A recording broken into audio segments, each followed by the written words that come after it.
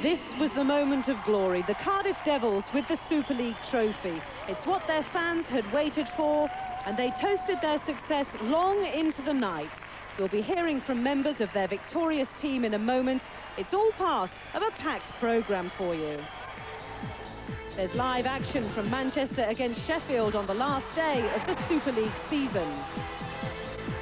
We'll be looking back on how Cardiff beat the rest to win the title. Reflections too on a season of exciting action in front of the Sky Sports cameras. And we look ahead to the Championship playoffs and the final fortnight in Manchester. Hello, we're here at the 9X Arena to bring the first Super League season to a close. We'll have action from the game here between Manchester and Sheffield a little later on. But first of all, we're going to turn our attention to the Cardiff Devils, who finally got their hands on that Super League trophy at home in their game last night. And I've been joined by their coach, Paul Heavey, and one of the players, Shannon Hoper. Paul, first of all, has it sunk in yet? I don't think so. I mean, we've done quite a bit of celebrating. We celebrated on Thursday, and we celebrated again last night. But I don't think there's really time for it to sink in. We have to get ready for the playoffs now. And I think maybe one day when we go on holiday in the summer and you land on the beach, I think that's when it'll really sink in. Shannon, what was the party like last night? Well, the party was pretty tough. You know, we tried to close it down about 11, but we held a team meeting at about 5:30 in the morning. We all had to, it was mandatory, we had to be there. So, no, it was a good night. I'm told that nobody quite knows where the Super League trophy is now. Well, I don't know how I got home last night. I don't even know where the trophy is. I heard Andy French went to sleep with it last night in the hotel. I'm not sure, but hopefully it'll turn up. Now, Shannon, it's been a tough season for the Cardiff Devils team. How did the players keep going through thick and thin? I think we've got such a great team. We all get along so well, and it was important this year to play tight defense, which we've done all season, and basically not give up in any game. You know, we turned up in every game, and I think you look at our road record, won us the league, and we play well on the road. And of course for you, Paul, well, it's your first bit of silverware as coach of the Cardiff Devils. How sweet must that be? It's very, very sweet. You know, hopefully I can keep my job for another year. No, it's a long, hard battle. You know, there's a lot of tough games. As Shannon says, a lot of tough road games, and we managed to do very well on the road. But I think we just took one game at a time. You know, every game was a huge game, and it was the next game, and the next game, and the next game, and eventually we got it in the end. We talk about a pressure on managers in all kinds of sports, but just how much pressure was there on you to lift something at the end of the season? You see the grey hairs? Well, I mean, Cardiff's always been a successful club. We had a few barren years there where Sheffield picked up all the silverware. So, you know, the owners invested quite a lot of money in the team. We got a lot of good players there, and we put a lot of pressure on ourselves. You know, it's a fantastic feeling to win a trophy, and we hadn't won a trophy for a couple of years, so we pulled out all the stops, and it was good. It was great. Well, let's just check on the league table going into this final day of the season, and of course it confirms that the Cardiff Devils are the champions of the Super League. Sheffield finish in second place. Well, they secured third place by beating Nottingham 5-3 yesterday. What a tremendous season they've had in their first season. Nottingham finished fourth. Newcastle are confirmed in fifth.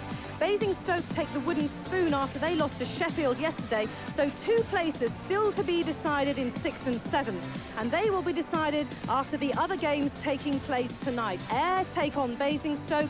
Manchester, well, they're at home here in our live game against the Sheffield Steelers, and you'll see first period highlights in a while, and we'll be live with second and third periods later, and of course Bracknell are away to Newcastle. Well, we'll keep you right up to date with those other games, but first of all, let's look back on how the Cardiff Devils won the title. In their 10th anniversary year, Devils were one of the early favourites for Super League, but while they were winning on the road, they dropped vital points at home. Sheffield and Newcastle occupied the top 2 spots through most of September and October. Cardiff were then dumped out of the Benson and Hedges Cup by fierce rivals Nottingham in the cruelest way. Mike Blaisdell with the winning penalty after a tight second leg. For the second year running, Cardiff had lost in the quarter-finals. Devils coach Paul Heavey was now able to focus on Super League.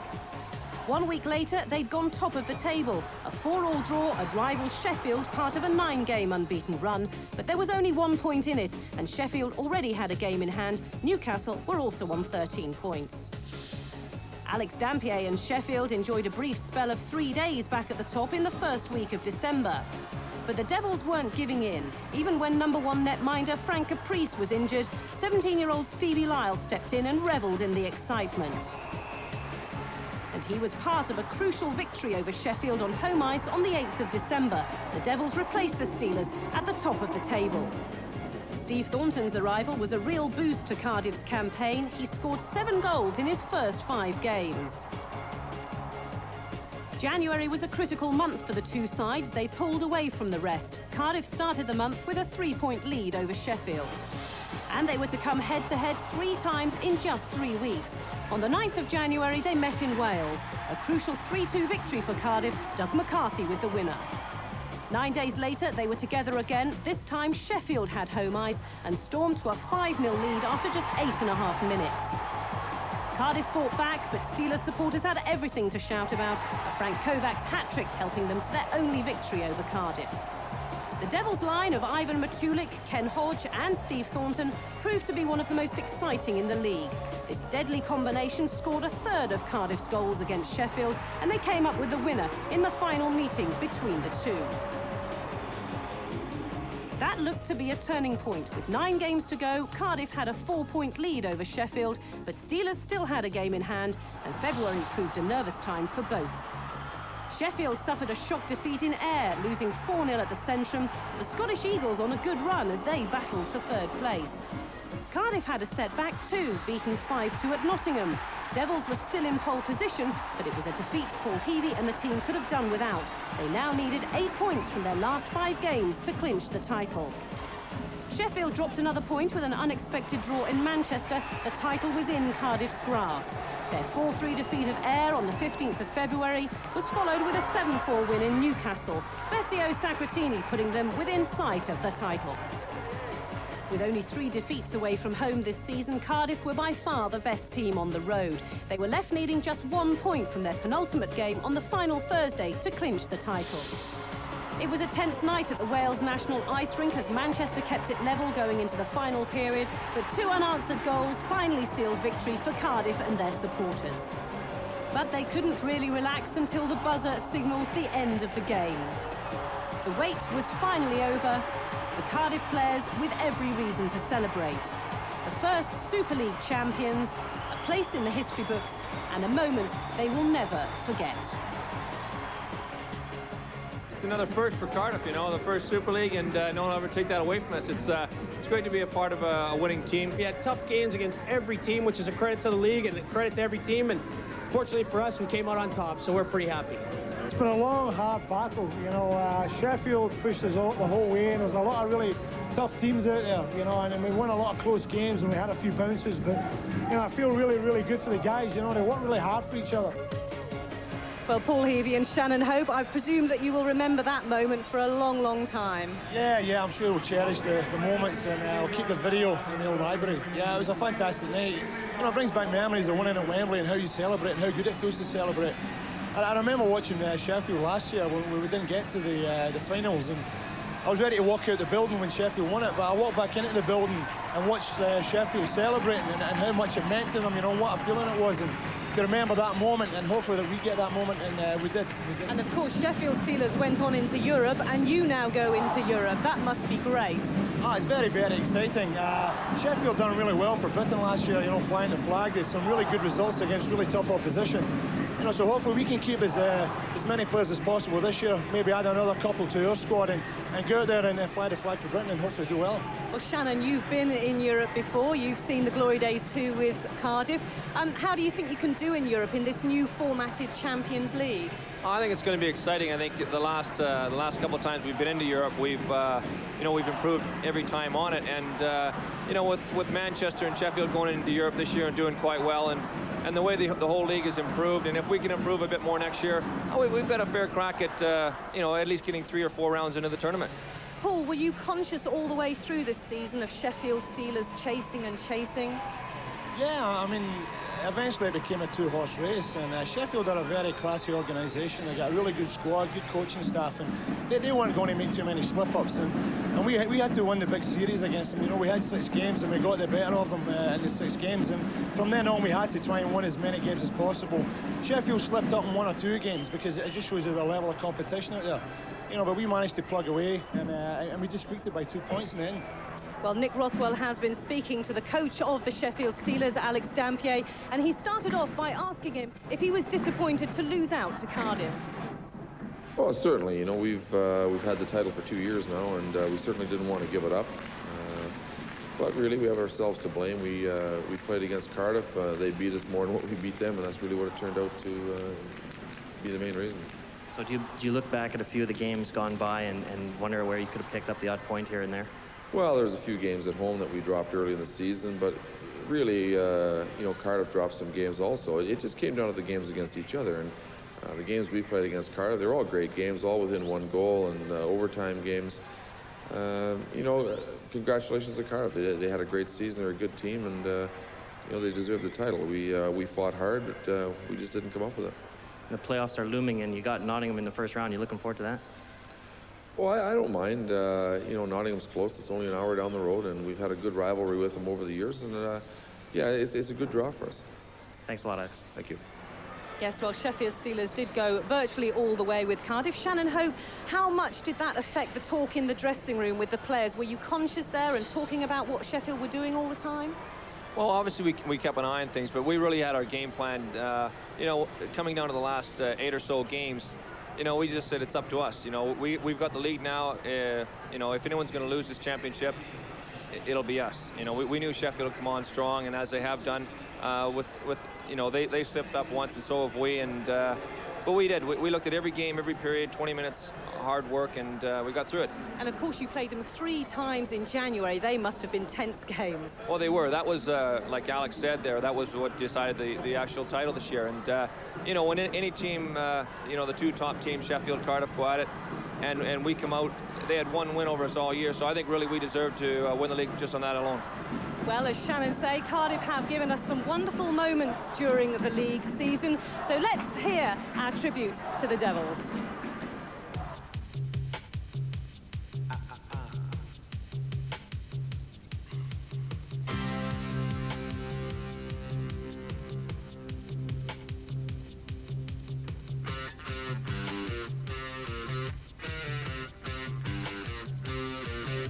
Well, here come the man with a look in his eye.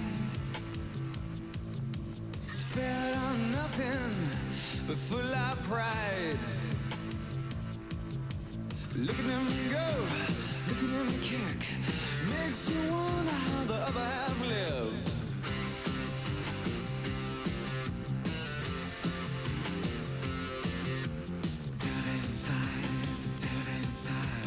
Every single one of us, the devil inside, devil inside, devil inside. Every single one of us, the devil inside. Oh.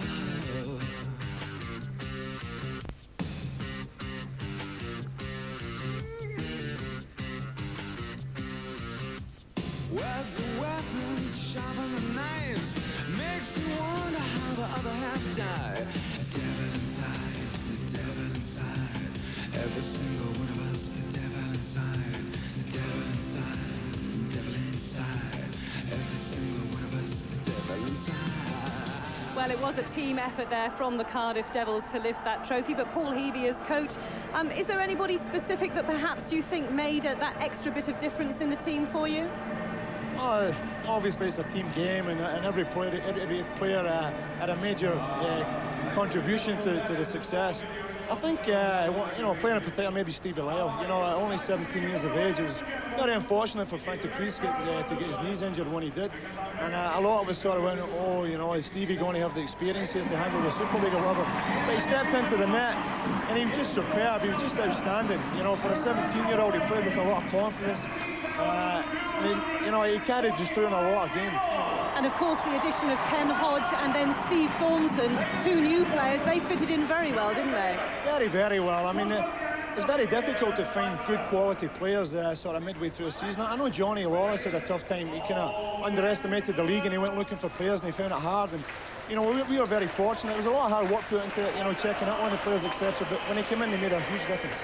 Shannon, what would you say to sum up the team spirit in the Cardiff Devils then? Well, I think the team spirit in the dressing room is, I think this year's been the best it's ever been in Cardiff. And I think it just goes from the maturity of the club. You know, the few guys like myself, Doug McHugh, Steve Morey, and Cooper that have been there for years. We've always brought that through in Cardiff. You got to have fun. If you're enjoying yourself, you play well and you win well. And of course it worked out for you, both Shannon Hope and Paul Heavey. Thanks very much for the moment. Well, we're here in Manchester for the last day of the Super League season. And as you can see, the fans are here to enjoy the final moments of a wonderful season. We'll be live with the second period of Manchester against Sheffield in a while. But coming up next, highlights of the first period of their last league game of the season.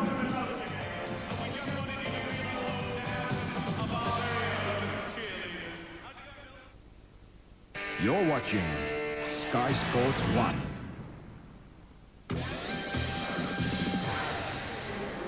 The final moments of the Super League season are upon us. We're at the 9X Arena with one of the last games, Manchester Storm against the Sheffield Steelers, and it'll decide where Manchester finish the league season. We'll be live with action from the second period very shortly, but first of all, let's check on what's been happening in the first period. Highlights now with your commentators Bob Correll and Tony Millard. Good forechecking there by Brad Submission. This is Tony Hand. Priestley gets forward. Lacks support. Stick is lost, but there goes the shot. He goes for Ron Shooter to put Sheffield Steelers in front. A great shot from the blue line by Ron Shooter to give him his 13th league goal of the season. It's Manchester 0, Sheffield 1. I'll tell you, the turnover in the zone here, Manchester, they've got a chance to get it out. It doesn't happen. The last guy you want to shoot the puck from the point, Ron Shooter. Sheffield, though, still forechecking well. Nicky Chin it is that knocked that one round the boards. The cover there is from Turner for Manchester. They try to get away, but still Sheffield keep it in. And Eric Lamond and co try and keep that out. It's knocked around at about 3 rebounds, but the puck eventually held under his body by his captain, Jeff Lindsay. I'll tell you, these guys don't always get all the credit in the world, but I can tell you that they play together well as a unit. And we're talking about Tim Cranston, Nicky Chin, and David Longstaff. They're just all around that net, and boy, are they maturing as a line. Boom, boom, driving for the net, always creating opportunity. Raymond has to be sharp, and boy, has he been on occasions to keep Manchester in this game.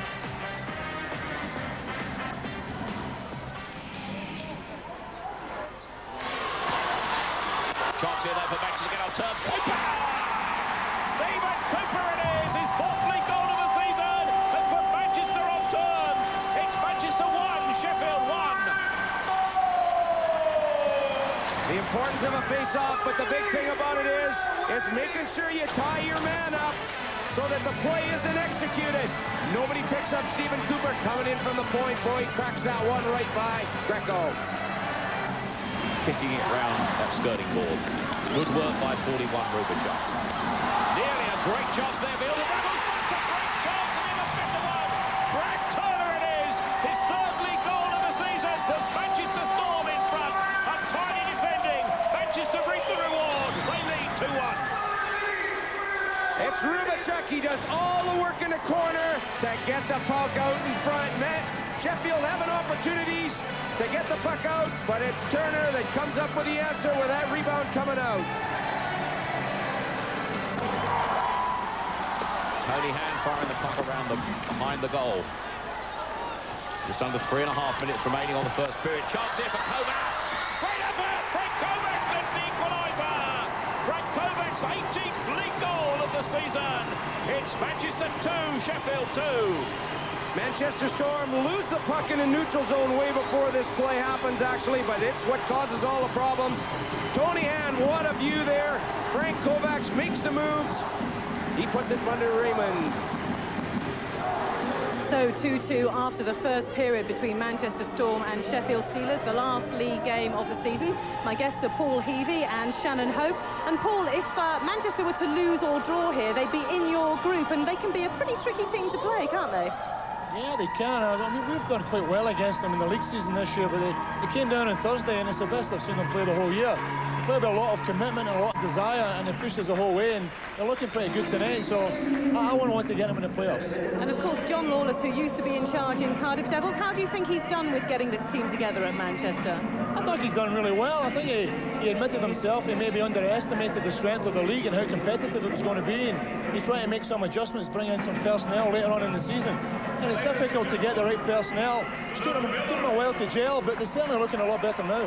Well, it is an important game for Manchester, this one, their last home and their last league game of the season. And let's have a look at the league table, which will show us exactly just how important this is, because 6th and 7th places still have to be decided. All the rest of the places are decided. And if Manchester were to win here, then they would need Bracknell to lose in their game today, and they would finish in 6th. But if they lose or they draw, well, they end the season in 7th place. Well, they say, you know, that this is a minority sport, but just take a look at this. And if we see the arena here at the 9X, it is absolutely packed to the rafters. It is, of course, the biggest ice arena in Europe, and they reckon that they have broken a new record in Europe. They've got about 16,500 fans here, and what a tremendous sight this is. Well, our reporter Nick Rothwell is somewhere down among them all. Nick. Thanks, Jane. You know, I was fortunate enough to once play in front of over 10,000 people in Sheffield, but this is like nothing I've ever seen before. 17,245 sold seats here. I'm with a young couple, Simon and Marie.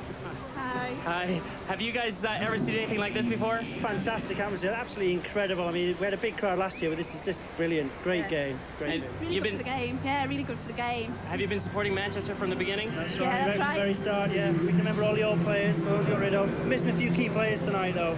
Are you going to be coming to the playoffs? Oh, Yeah, definitely, definitely. yeah. Definitely, yeah. Definitely. We're going to be in the final, too. Not only Manchester Storm fans here tonight, but a few Sheffield fans, 2,300 to be exact, made the way from Sheffield tonight, eh? All the way from Sheffield. Absolutely brilliant. Really good game. Recommend it to anyone. Who do you think's going to win this? Oh, Sheffield. There's no doubt about it. Steelers! Steelers! Pretty dangerous saying that around here. Silly question, really, wasn't it, to the Sheffield Steelers fans? They're tied at 2-2 after the end of the first period. Well, Shannon Hope, I mean, you couldn't ask for anything more, could you, than a crowd like this?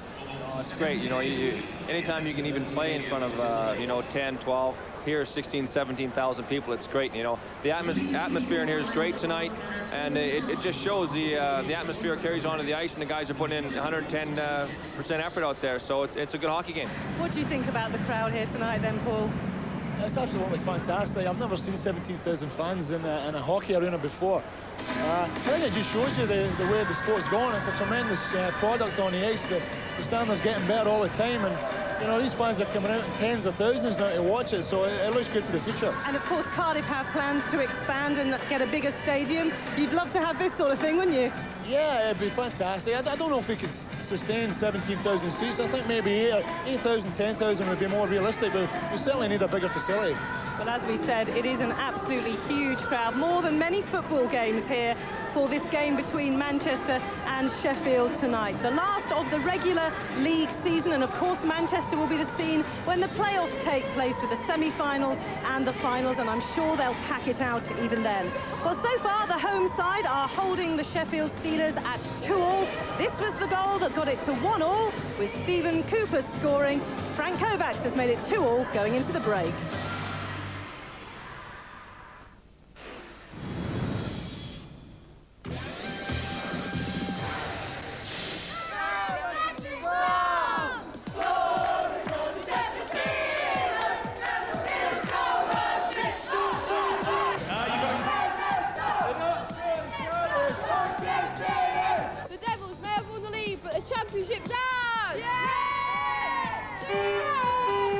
Never had a crowd like it in European, let alone British ice hockey, and they are seeing a great game. 2-2 after the first period. Let's see the rest of the game live now with commentators Bob Correll and Tony Millard. Well, you've already heard what an atmosphere there is here in this giant 9X arena. I don't know about ice hockey. I doubt if an indoor event in Britain has never seen such a big crowd. This is a marvellous. But let's check on what's happening on the ice. We'll check on the Manchester Storm squad first. Tonight, starting in goal, the French-Canadian Eric Raymond, who didn't join the club until December the 27th.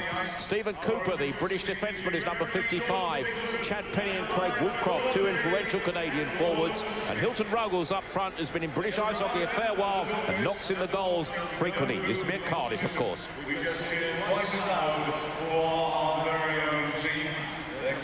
The Sheffield Steelers, a very familiar lineup. Piero Greco is in goal here this evening. Their big, influential captain, Rob Wilson, is number 5. The highest ever scorer in British ice hockey, Tony Hand, is down there at number 16. Promising British players, Nick Chin and David Longstaff. And Jamie Leach, of course, so brilliant up front this season for them.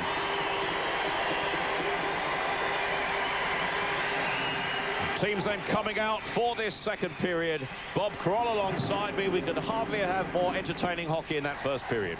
Oh, what a tremendous answer for this sport. The thing about it is these teams have very much come to play. They know that they've got the playoffs ahead of them. Lots of good physical action, boy. And these guys are really digging for those pucks out there. Referee tonight is George Nicholson from Ayr. He was with us at Cardiff last night. The Scot used to play on defence himself for the old Ayr Bruins team, I believe. That man there is Eric Raymond, the Manchester Storm goaltender this evening. He's between the posts. Last time we were here, of course, he came on for John Finney. And that is Piero Greco, the #1 goaltender for the Sheffield Steelers. Both been busy men so far this evening. Manchester Storm 2, Sheffield Steelers 2 as we start this second period. Manchester goal scorers Stephen Cooper and Brad Turner, Ron Shooter and Frank Kovacs, the men on the mark for Sheffield. And it's Sheffield now with that man, Ron Shooter, who gained possession, but the great interception there sets Manchester away. Loose puck falls the way of Craig Woodcroft. Can he get the shot in? And it all comes from Mike Morin. Mike Morin's goal puts Manchester back in front. Just 13 seconds of the second period. Once again, a turnover in neutralized territory. Brad Turner's allowed to come into the zone. The thing about it is Sheffield never came back from that particular play. Dumped on the puck deep. And, of course, what a play to get the puck into the top of the net. Does this guy go to the top floor or not? What a goal. Here's Greco. He goes down on the play. If he would have stayed up, maybe perhaps he would have had a crack at it. Mike Morin then just 13 seconds into the period, and it was Morin's 15th league goal of the season. Manchester Storm now in front by 3 goals to 2, and that massive crowd has appreciated that one. This is Chad Penny. Sheffield now come away. Tony Hand is number 16. Good defensive cover by Brad Turner. But a chance again for Priestley. Puck comes loose, and Craig Woodcroft is number 9. Coming away for Manchester Storm. He can't control the puck. He's held up well by Ron Shooter, but Morin gets a chance there. But the offside call on the far side as somebody went in too quickly. A shock start, perhaps, to the period. Well, you know, Manchester have done a great job so far in this game. You know, I mean, certainly the underdogs coming in, whether they're playing at home to Sheffield or not. But they've given it the big start for themselves, and they're in a hockey game, no doubt about it. There's the turnover in neutralized territory. It's possession from here on in for the Manchester Storm. Sheffield never really recuperate, nor do they gain possession of the puck from there on in. Mike Morin, though, the scorer, 13 seconds into the period. Back down in front of us, though, with the action. Sheffield have to come back. Manchester have yet to beat Sheffield this season. Rob Wilson is their captain, knocking the puck deep in down behind the Manchester goal. Brad Rubachuk. Pass out in front of the great chance here for Tommy Plummer. Backhand from Jamie Leach, and why Plummer didn't go for goal himself is a mystery. Bob Caroll shrugs his shoulders alongside me. He doesn't know why he didn't go for goal. That one right around the boards. Lafreniere is number 14 for Sheffield. Plummer misses the puck as Leach goes in. Lafreniere has a battle for it. It's won by Nick Poole out into the neutral zone. Nice in call because the puck went from the Sheffield side of the red line to the, or from the Manchester side of the red line to the Sheffield goal line.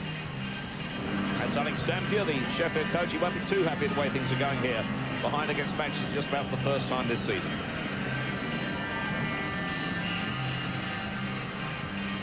He's one of these guys that really likes to motivate his players, doesn't he? He's always talking to them on the bench. If you know this guy well enough, you'll know he's got a loud shriek of a whistle as well. And that's the time when he likes those guys to come off the ice. 27 is Martin Smith bringing the puck away from Manchester. Going all the way, gets the chance, and Greco was neat on the angle there to force Smith to shoot wide. That was nearly goal number 4 for Manchester. Now Sheffield coming away. Tommy Plummer is number 11. Lafreniere. Puck dumped out of their defensive zone by Manchester Storm. Rob Wilson, the Sheffield captain, is number 5. Good forechecking from David Smith for Manchester. Neutral zone possession, though, to Tommy Plummer for Sheffield. Good stick handling. Jamie Leach follows up and goes and hits the pipework. That was a vicious shot from a narrow angle. And quite frankly, Raymond could hardly have seen that one. No, you talk about a trailer. Well, that was a very innocent trailer in Jamie Leach, but the guy's got a tremendous quick release on the shot. He just caught Raymond off guard, I'll tell you, inches away from going in the net. Hilton Ruggles dumps it into the corner, looking suspiciously because he thought that was across 2 lines, but the officials let him go on. They said, keep playing. That's what Sheffield are doing with Andre Marlowe's effort there, vicious and over the bar. Manchester clearing the danger. Ruggles misses the pass out. That'll produce the icing call and take the action deep down into the Manchester defensive zone. And the Manchester fans here in this packed arena happy with the scoreline of 3-2 in favour of the Storm. I'll tell you what, Jamie Leach, that guy, he got a quick release on the shot. And does it happen here? Trailer cups in on the trail of the play. Look at the shot from what an angle. That was close. Well, Jamie Leach has already banged in 17 league goals this season for Sheffield Steelers, not to mention 13 in the Benson the Hedges Cup. Been a good signing this season. Thing is, you know, he knows that he should have scored on that player. I wished he would have, I should say. But what a shot, you know, and sometimes you just don't get the break. Chad Penny, the trailer is Mike Morin. This is David Longstaff for Sheffield. Gets an unlucky bounce off the boards to allow Manchester the opportunity here. This is Chad Penny. The great defensive work by Nicky Chin helping out, denies him the goal-scoring opportunity. Good work there. This is O'Connor. Longstaff in possession, under 15 for Sheffield. Nicky Chin is the trailer. Longstaff's going on his own. Knocked down by the good defensive and tough defensive work there from Stephen Cooper. He uses his skate.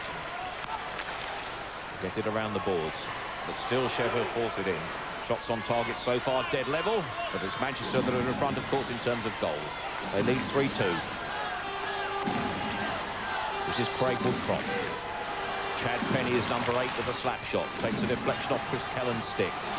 O'Connor helps him out, his fellow defenseman for Sheffield. Sheffield yet to fashion a shot on target during this second period. This is Jeff Lindsay, the captain. Brad Zawisza from Manchester, playing with confidence now. But helping out his defence there was Tony Han. This is Nick Paul. Brad Rubachuk with the shot. Going for the rebound. Rubachuk just misses that on the backhand. As Pira Greco was momentarily unsighted. Manchester playing some good stuff at the moment. They are keeping that puck deep and trying to hit that high guy coming in. But end-to-end stuff it is here. That's Kovacs. Chance for Tony Han to knock it back in. Priestley looks for the deflection. Manchester clear the danger under pressure. This is Chris Kellen for Sheffield. Scott Campbell in possession with him. Kellen stays calm, as befits a 40-year-old. This is Jeff Lindsay, Manchester captain. They too have space. Crowd willing them forward. Tony Han finds space. Priestley, great opportunity here for Kovacs, who misses the target completely. Lovely build-up. I'll tell you, it's execution. These guys are getting the chances. If this line ever really starts to click, they're going to do some damage. But that's, again, Kovacs keeping that puck deep in his zone, yeah, hitting that guy in at the right time. Well, Frank Kovacs is an impressive player. I think he'd be kicking himself if he didn't knock that one into the net. John Lawless, he's got to be happy with the way his performance of his club so far this evening. Thing about it is, you know, is they've been a bit inconsistent. That's the thing about the Manchester Storm. If they ever get it right, they're one of the strongest teams in the league. Paul Heavey mentions it. You don't want to play a team that's a bit susceptible because they can be hot against you. You saw John Lawless, the Manchester coach, getting busy behind his bench there and encouraging them. He'll be pleased with this scoreline of 3-2. Rob Wilson finds number 20, Jamie Leach, for Sheffield. Leach shows good stick handling qualities. Looking for Lafreniere to move into the corner. He didn't. Wilson keeps it in. Knocked around the boards where it moves pretty swiftly in this ring. Leach again. Good work by Jason Lafreniere, number 14. Has to use his skates to retain possession. Comes back to create space. Lafreniere still has possession. Onto the edge of the crease. Tommy Plummer is taken out. Fine defensive work there by Stephen Cooper. Cooper again to knock this one into the neutral zone. Probably produce an icing call when it crosses that goal line to bring the action back down in his defensive zone. 6.5 minutes just over gone in this second period. Still Manchester 3, Sheffield 2. Rob Wilson, the captain of the Sheffield Steelers, and what a crucial guy he is, especially come playoff time, Tony. You know, you always look to your captain to make sure that he can build his players up, get them ready, you know, for those big games. What an acquisition he's been. Yeah. His 150th last night for the club. This is Mike O'Connor, stalwart member there. Sheffield works behind the scenes as well. But Manchester's night at the moment. Good work by Lindsay. Woodcroft. Penny skating in front of him. This is Brad Turner getting forward. Good work by Cranston for Sheffield, but only as far as Lindsay on the far side. Looking for the tip-in. Good work by Craig Woodcroft for Manchester. This is Mike Morin in support, scorer of their third goal. Number 15. Tough work in the corner, that's where it hurts. Sheffield clear it into that neutral zone. Jeff Lindsay is working very hard on a much reduced Manchester defence this evening. They're without Dale Jago, without Jeff Sebastian. Means extra work for this man, Jeff Lindsay. Craig Woodcroft is number 9. Mike Morin is to his left. Skating in front of him is Chad Penny. Chance for Morin again, just wide, kicked away by Piero Greco. Sheffield having to work. This is Nicky Chin. In the neutral zone, Chin skips inside his man. Longstaff's to his right. Chin goes for the shot. Longstaff picks up the rebound off the boards. Scott Campbell's shot well taken by the goalie. Scotty Campbell, he's ever so cool out there.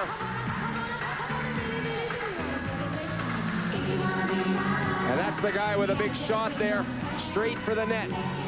Okay, we've got a good goaltender in Raymond. You've got to get in front of him. If he sees the puck all the way, he's going to make the save because Kenny Priestley's right on the doorstep. Face off then, deep in that Manchester defensive zone. Back to Ron Shudra. He's got a shot. Takes a deflection off target. Scott Campbell on the far side regains possession for Sheffield. Almost a tip in on the edge of the crease there from Ken Priestley.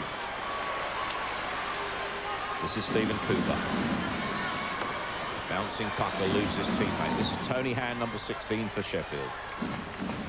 Flicked into the neutral zone and flicked on by Frank Kovacs for Priestley to chase. Eric Calder with the cover is 22 for Manchester. And getting back with pressure in that neutral zone. Nicky Poole forces it into the corner. Rubachuk's going to chase it. Shudra wins it for Sheffield. Now they can organise themselves to come forward. Scott Campbell misses the pass out. Shudra regains possession. Tony Hand flicks it on in the neutral zone to Kovacs. Kovacs' lateral pass at the second attempt, controlled by Campbell. This is Tony Hand. Got a man in front of him, he's going too fast. Offside is the call there. Perfectly correct call by the officials there, denying Frank Kovacs the goal-scoring opportunity. Frankie Kovacs, first season in British ice hockey. Great big fella from Regina, Saskatchewan. Scored 17 goals, but I'll tell you what, he's not a bad offensive player, but he also is not scared to mix it up. That's that big physical presence. You need that out of your wingers.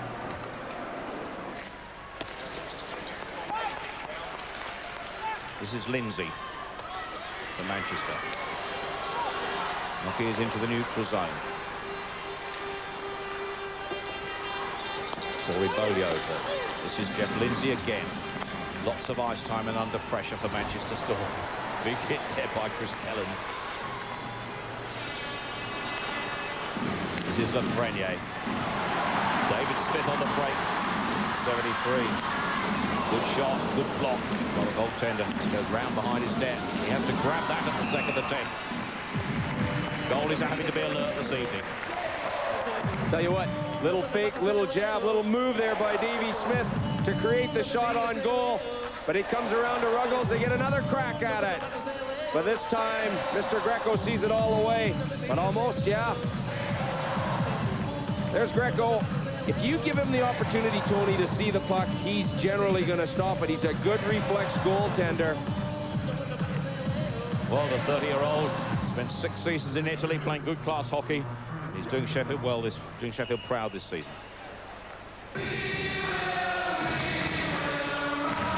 Here, Greco. Good save percentage record.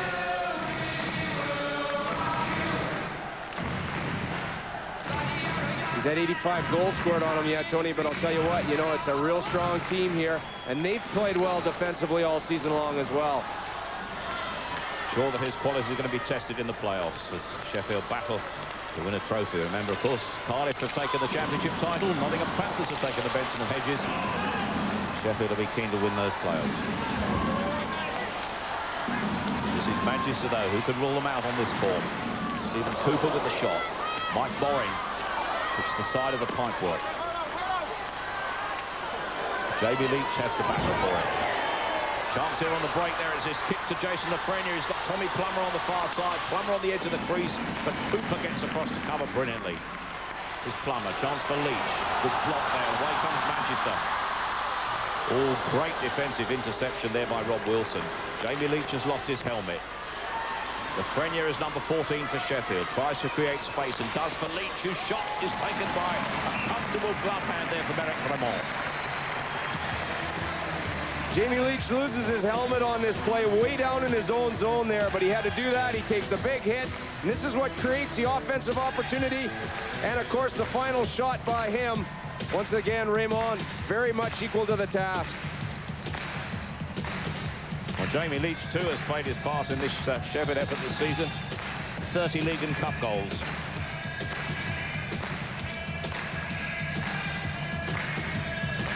Face off then, deep in the Manchester defensive zone. Remember, they lead by 3 goals to 2, just over halfway through this second period.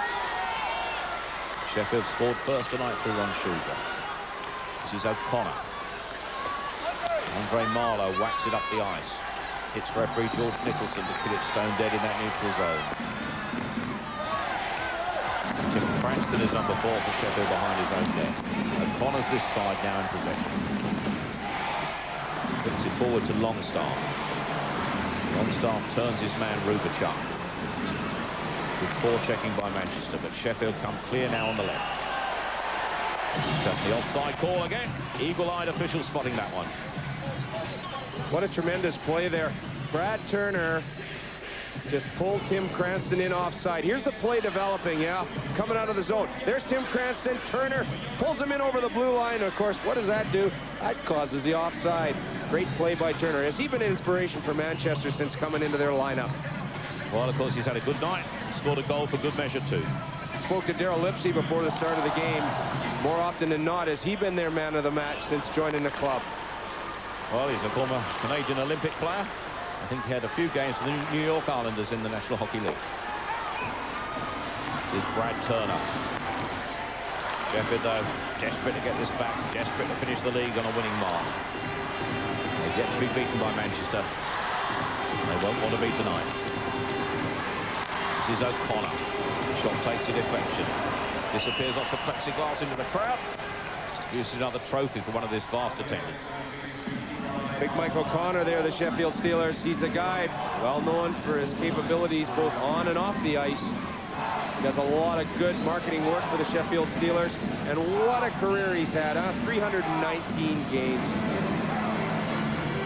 Big, solid guy. He's a very steady defenseman, Tony.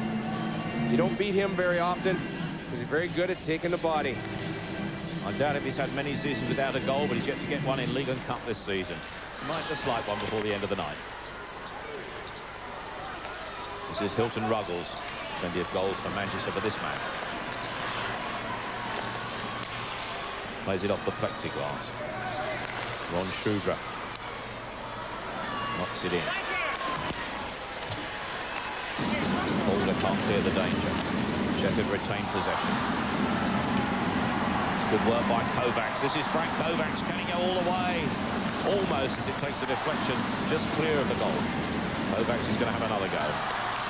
Looking for men on the edge of the crease, but the defensive cover is excellent. And now Hilton Ruggles it is that forces out of the defensive zone. And the Kovacs to chase him back. And Shudra eventually knocks it only in the path of Stephen Cooper. Cooper creating a chance here. We've got a penalty call here from referee George Nicholson. Just the second penalty of the game.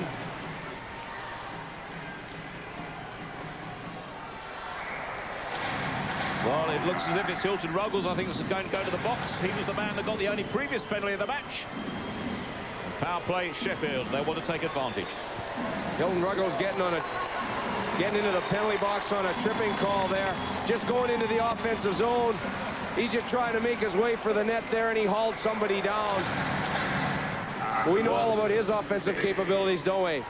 Well, at the same time, we got a penalty call on Ken Priestley as well, so there's no power play.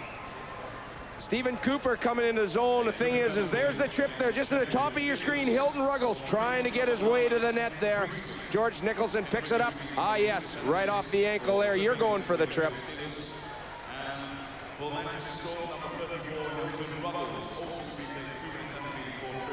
So, coincidental minors reduce both teams now to 4 out skaters and plenty of space on this big ring. Space there, Lindsay with a shot. Greco knocks it down and catches it well. We see the importance of a face-off once again, yeah. Comes back to that point, man. Gives him all sorts of time, Jeff Lindsay, to get that great, big, huge shot away of his. Hero Greco has to watch this carefully. Rob Wilson giving instructions. The officials won't like this.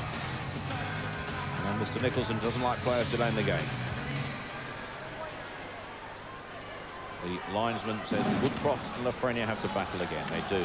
Lafreniere that wins the draw to give Sheffield possession. Now they come forward with plenty of space. Good skating here by Rob Wilson. Can't get the shot away. Rather sees it blocked by Brad Turner. This is Scott Campbell, number 3. For Sheffield, being forced along the boards by Jeff Lindsay. On the break now. Mike Morin can't get hold of the pass there. Rob Wilson has to collect the loose puck. This is Scott Campbell, his fellow defenseman for Sheffield. Wilson traps it neatly with his right skate to send Jamie Leach away here on the right. Leach will flick that out to Lafreniere. Lafreniere gets the close attendance there of Brad Turner. Still retains possession. Chance of a break here if Morin can show pace throughout with Wilson. Chance for Mike Morin here. He's taken wide, but he flicks that over the bar. Good reading by the goaltender. Got to his left-hand post well to deny the opportunity.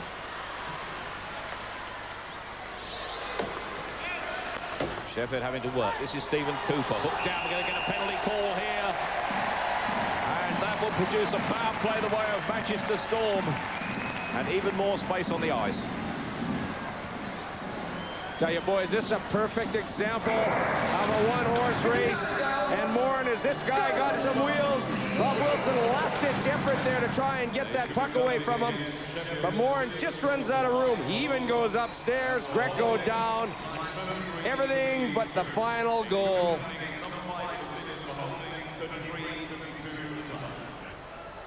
Well, 2 Sheffield men now in the sin bin. Penalty box, Ken Priestley and Rob Wilson. See Rob Wilson, the captain, the latest to go there. And with 35 seconds remaining on the coincidental penalties for Frisbee and Ruggles, we could have nearly a minute and a half of power play the way of Manchester Storm in the not-too-distant future. Plenty of space now. 4 Manchester outskaters, just 3 for Sheffield. But they still find space here. Tim Cranston tries to break. Take it into the corner. And now Manchester with the man advantage.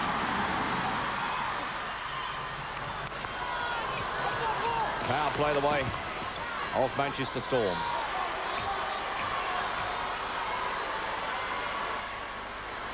This is David Longstaff. Bolio it is that has to rescue Sheffield. And to work hard, he can knock it up the ice, of course. 2 coincidentals are finished. And now we've got a power play with a 1-man advantage. 5 outskaters for Manchester against 4 for Sheffield. Sheffield looking for the short-handed goal. This is Kovacs. Longstaff can't win that. Ruggles does for Manchester. This is Kovacs. Knocks it up the ice. No icing call, of course. A minute remaining on the power play. Clock counting down top right-hand corner of your screen. Manchester Storm lead Sheffield Steelers here 3 goals to 2. Chance for a short-handed goal. This is Andre Marlow getting forward. He gets the shot in. The goalie Eric Raymond gets the angle just right. And Andre Marlow, who hasn't scored too many goals recently, is denied once again. Andre Marlow, he's coming off of injury, but I'll tell you what, when you're the last guy coming up the ice with the puck, you cannot afford to lose it, because this is what happens. It goes the other way on a breakaway. Turner likely to get back a little bit. Raymond lucky to make a great stop there. But you've got to have a man behind you when you're coming out of your zone with the puck, just in case you'll lose it. Well, Sheffield having to work hard because still we have the man advantage with Manchester Storm. But that man too, Eric Raymond, the goalie, having to work pretty hard for Manchester under pressure.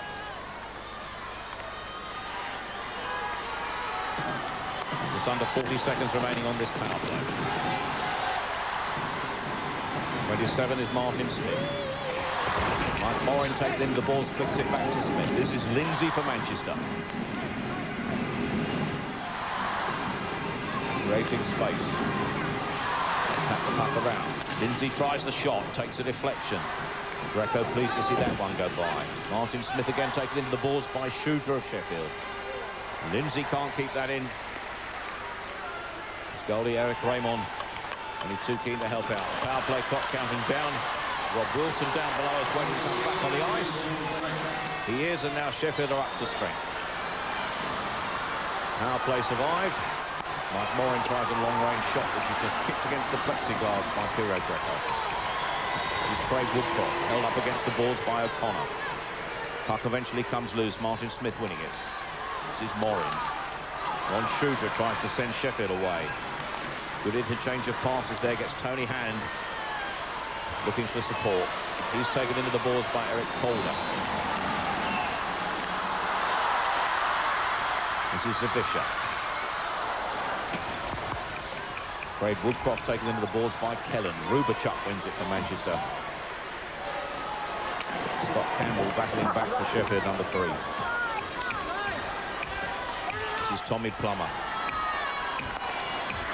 Lafreniere has support to his right from Leach. Leach flicks it ahead for the on-rushing Tommy Plummer. Plummer has it in the corner. He's taken into the boards by Stephen Cooper. Kellen knocks it back around. Plummer controls it well under pressure from Eric Calder. This is Lafreniere. Leach gets the shot away, but that's as easy as picking plums for Eric Raymond. Or should we say, for a Frenchman, picking grapes for wine. Eric Raymond comes up with a great save here from Jamie Leach. They try and key to the guy that they know can shoot the puck. That's why you see Leach with all these opportunities. Of course, tactical play because they've got Scotty Campbell driving straight for that net there, trying to pick up some sort of a rebound. Eric Raymond there, I think enjoying his comeback game. He came over just after Christmas time to join the Manchester Storm.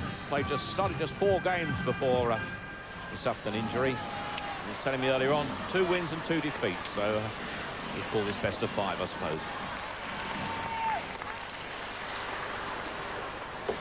This is David Longstaff for Sheffield. Forward vice-captain Rob Wilson. Nicky Chin is number 13. Knocked into the corner. Longstaff's going to chase it. Martin Smith is number 27 for Manchester. But Sheffield put that man, Eric Raymond, once again under pressure. He reads it well. Tim Cranston, a hard worker on the ice, and of course a lawyer off the ice. There's Longstaff. Look at how these guys dig for the puck. Two guys on it all the time, looking for that right opportunity to get it out in front of the net. It doesn't always happen, but if you keep that puck deep, look for that proper play. Boys, it's hard to defend again. Look at that record, his 500th league point a week ago. Hasn't he had a tremendous career, though, Tony? I'll tell you. Great attribute for the sport here. 9th season in this country, or in the United Kingdom, played some of his while for Ayr up in Scotland. Nicky Chin is battling. Eventually Manchester clear this into the neutral zone. Number 15 for Sheffield is David Longstaff, who's had a good season, the 22-year-old from the northeast. Here's Cranston again. Longstaff retains possession, looks to be taken over. Sheffield scream for the penalty, but it's not given. Jeff Lindsay clears the defensive zone for Manchester. Rob Wilson, number 5 there. He's the Sheffield captain. This is Chin. There's Cranston to his left, but again, puck won by Chad Penny. Big hit by Bolio. Knocks Penny flat on the ice there. Will have felt that one. Chin can't control the puck, but does at the second attempt and wraps it round the boards. Brad Turner wins it back. Now Manchester come up clear. Spike Moring. Craig Woodcroft is number 9. Clumsy pass allows Sheffield to come back. This is Kovacs. Priestley is the trailer. Big hit. Kovacs collides with Lindsay. Loose puck comes the way of Woodcroft for Manchester. Shudra it is that knocks that in. Defensive rebound. Swept up by Brad Turner for Manchester.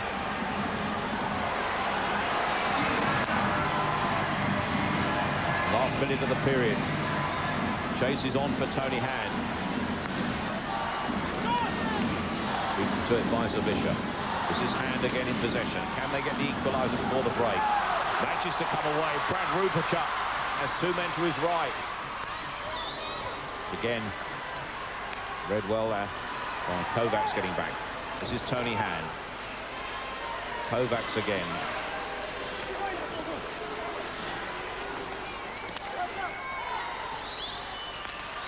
Last 10 seconds of the period. Manchester being keen to hold this lead, to go in the dressing room with some comfort. Crowd are counting it down as Ron Shudra knocks it in. Officials delay the penalty call, and we have the hooter going at the end of the period. A period that will be remembered for the goal from Mike Morin just 13 seconds into the period. It's an unassisted goal which put Manchester in front. Remember, Stephen Cooper and Brad Turner had scored for them in the first period. Ron Shudra scored the first goal of the game. Frank Kovacs scored number 2 for Sheffield. But it's Manchester in the lead by 3 goals to 2 as we look ahead to the third period.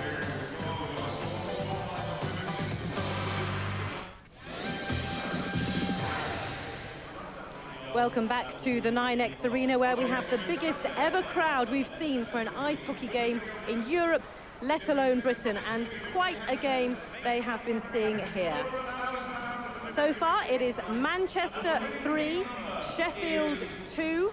There have been quite a few shots on goals, haven't there? 4 penalty minutes apiece, 1 power play apiece, neither of those producing goals, but 3 goals to 2, Manchester lead so far.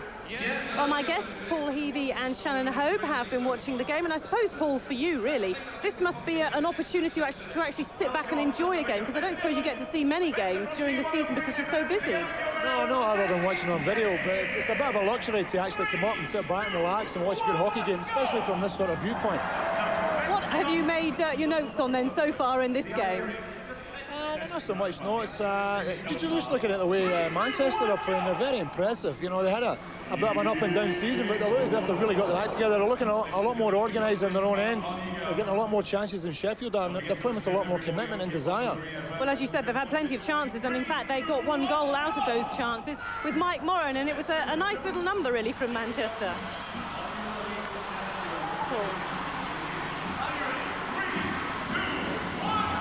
Yeah, some good work, wasn't there, right in front of the net? I think it all caused a little turnover in front of the net, and then Woodcroft works hard. Moran gets loose in front of the net, and he just chips it upstairs. Nice goal.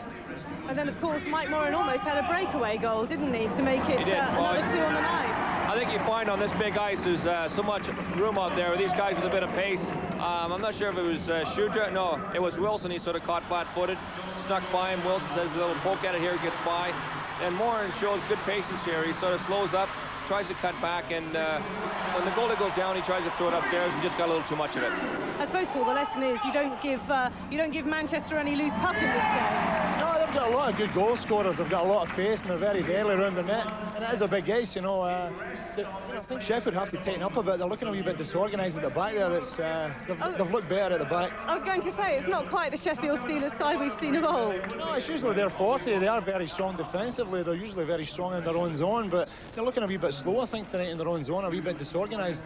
And Manchester are taking advantage of that. Well, as a defensive man yourself, Shannon, what do you think of their defence out there tonight, then? Well, you know, I think for Sheffield, they know they're in second place now. They're obviously concentrating on next week, and I think not maybe as physical as they normally are in their defensive end, and I don't think anyone can take these guys lightly in the playoffs. They'll be a strong team. They'll be a contender, and they've got some big, strong guys out there. They'll be all right. Well, you mentioned the playoffs there, and we still have to confirm the league table, of course, for the end of the regular season, because that will decide how the playoff groups are formed. Now, there are other matches going on tonight that we have to keep an eye on, and one in particular of interest to Manchester, which is that game involving Bracknell away at Newcastle. And so far, Bracknell are winning, and if they stay on and win that game, then they would finish 6th, and Manchester would finish 7th in the league. As you can see there, the Ayr Scottish Eagles, where they're having a good time in their game against Basingstoke, they lead by 4-0. Well, so far, Manchester have the edge in this, their last game of the regular season against the Sheffield Steelers, so I wonder what their coach and manager thinks about it all. John Lawless is talking with our reporter, Nick Rothwell. John, 17,000 people out there helping you guys along tonight. Yeah, it's a great atmosphere, and it's a good way to finish off the first Super League. You guys have really tightened up defensively, haven't you? Yeah, we're only down to 4 defensemen right now, and I think, you know, the problem that we've had this year is kind of like lapses in our own end, maybe forcing something that's not there, and what we're trying to get the guys to do is maybe come back, the forwards come back, the D look for the forwards, if it's not there, it's out. And I think we're doing that the majority of the time. When we don't do it, we run into trouble. And you don't think you'll have any problem with the firepower in the playoffs? Yeah, we've got a few injuries, but I guess every team can say that, but we just got to play with a little bit of more intensity and some heart, and you know, it's a whole new season, as the saying goes, and we'll be looking forward to him. What's the extent of Jeff Sebastian's injury? He took a slash last night, and so we're not too sure. I think it could be it's either badly bruised or it could be a slight fracture. Thanks, Sean. Good luck for the third. Okay, thanks a lot. Well, let's go. Hope he gets better soon.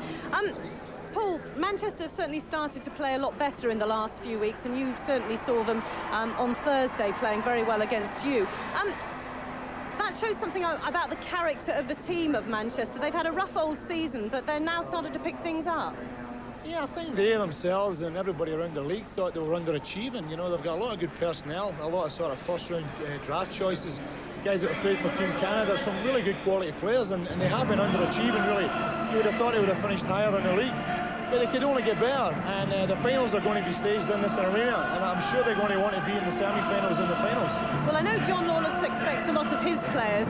What do you expect from your players out there on the ice? I mean, I guess all you can ask is to give 100%. You know, just a big work ethic, to come prepared and work very, very hard. And Shannon, when you've got somebody like Paul Heavey on the bench there telling you what to do, what's he like as a coach? Oh, he's pretty gentle in the dressing room. He doesn't toss you around too much unless you throw the puck up the middle too much. No, Paul's pretty aggressive, and we try to keep him happy all year, and we've kept him calmed down this year. Touch wood. Do you think Manchester can now hold on to this lead and perhaps win this game in front of this wonderful crowd? It'll be tough for them. I think Sheffield are a good third-period team. It depends on how bad they're going to want the game. But Manchester, up to this point, have outplayed Sheffield, so they look strong. So hopefully they can just settle down, not make any defensive errors, and carry on driving the net. Paul, what do you think Alex Dampier will be saying to the Sheffield Steelers squad in there at the moment? I'm pretty sure he'll be wanting to finish on a high. It's the last league game of the season. They're going into the playoffs next week, and same as ourselves last night, we wanted to finish on a high with a win under our belt. You know, Manchester's only got 4D tonight, and they've been working very, very hard. And they could tire in the last stages of the game. I'm sure he'll be telling them, keep pushing forward, and, you know, when the chances come, make the best of them. Well, that's what he thinks Alex Dampier has been saying. Let's find out what the captain, Rob Wilson, thinks going into the third period. He's talking with our reporter, Nick Rothwell. Rob, second place finish in a very competitive league. You must be pretty happy with that. Well, you know, I wouldn't say we're happy. You know, we fought hard all year, and hats off to Cardiff. They played extremely well and got the wins when they had to, and I guess that's why they got the cup. But no, I wouldn't say we're happy, but you know, it's been a tough league all year, and now we just got to try and go in there and see what we can do for the playoffs. You got your hands full tonight, don't you? Yeah, I mean, Manchester's playing extremely well. I think the second half of the year they've really come on. And it's not going to be an easy game anytime you play in here, especially with this crowd tonight. I mean, it's amazing. I don't think anyone would have thought, you know, British ice hockey was going to see 17,000 people, but it happened. You guys are used to playing in front of break crowds yourself, but does 17,000 kind of put you off a little bit? No, I wouldn't. It doesn't put anybody off. You know, you just get out to the task at hand, and but you know, it's a great feeling, and it'd be nice to see a few more rinks go up, and you know, get big crowds all over the country. Alex said before the game, with the playoffs coming up, he doesn't really mind Nottingham being in your group. How do the players feel about that? No, you know, we played Nottingham so many times. They played us so many times. You know, it's going to be a tough battle no matter who you play. We just got to go out every game and give 100% and get the victories, and hopefully come back here for the semis and then the finals and bring the cup back to Sheffield. We'd like. Have a good third period there, Rob. Thanks very much. Well, the Sheffield Steelers will not be in the same playoff group as the Cardiff Devils, and I suppose, Paul Heavey, that is something of a relief for you. Yeah, we had some really close battles with Sheffield this year. There was never more than one goal in every game we played, so, you know, it's going to be tough, but it'd be even tougher if we were playing Sheffield. Now, as far as the Grand Slam champions go, Shannon, there's only one part of that Grand Slam left for them now, the championship. They'll be out there to try and make sure you guys don't win it. Well, sure. Obviously, we've got the league. That was one of our big goals this year to get through that. We're a little disappointed we lost out to Nottingham in the Benson and Hedges, and I think we'd like to be the first team to win the double. And you know, with Sheffield, with our reputation, I think we can do it. Well, you know what it's like to win the double previously. Do you think this would be a little different this year? Yeah, it's been a hard year. You know, the actual standard this year has been great, and no, you know, at the start of the year, I think everyone has pegged in around 6th place, so it just shows the character that Cardiff have, you know, to come through this hard-fought season and do what we've done. And now we just got to, you know, keep our heads together and go and play it period by period and win some hockey games. Okay, Shannon, Paul, thanks very much for the moment. We have, of course, a final period to come here in the match between Manchester and Sheffield. And there is plenty more to come for our packed 9X Arena crowd. As you can see, all ages here. We're going to be looking back a little later on the first Super League season in more depth. And after this game, we'll also be previewing the playoffs, which of course end here in that what is now being known as the Manchester Fortnight. But next, there is third period action from Manchester against Sheffield, the last league game of the regular season. And so far, it's going Manchester's way. They lead 3-2.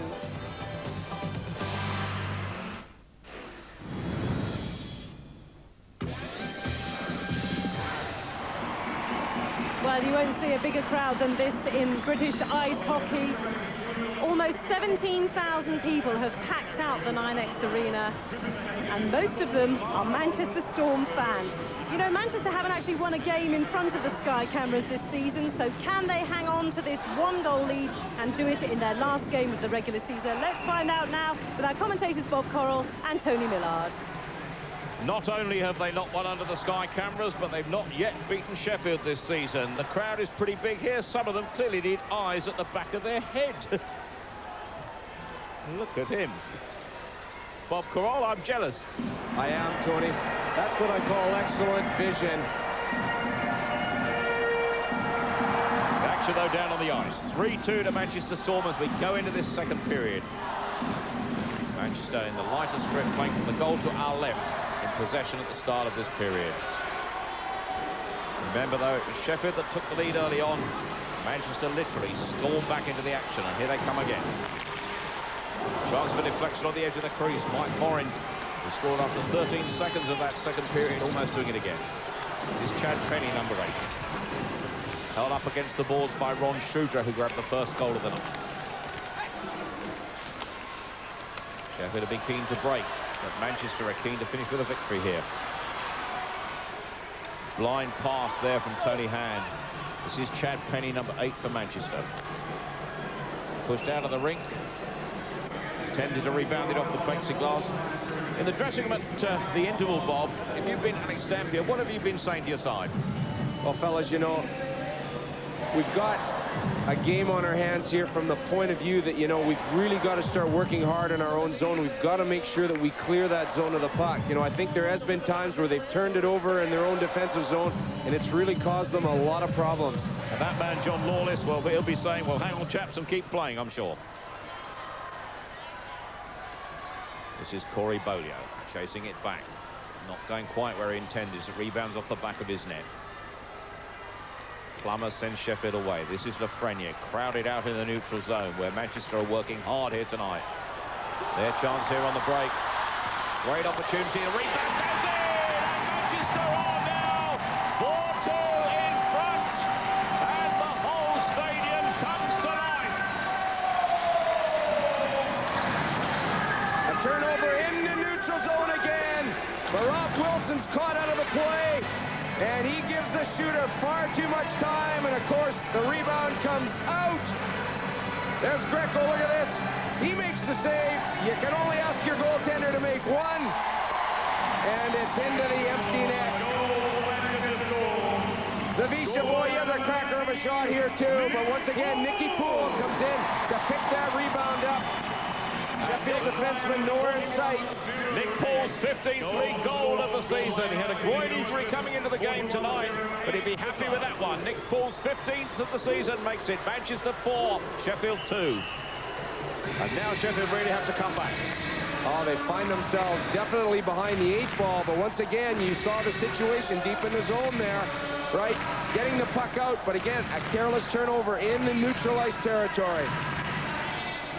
Well, now it's Sheffield with it all to do. This marvellous 9X arena has come to life with a vengeance in front of this record crowd, and they're getting true value for money. They all know it.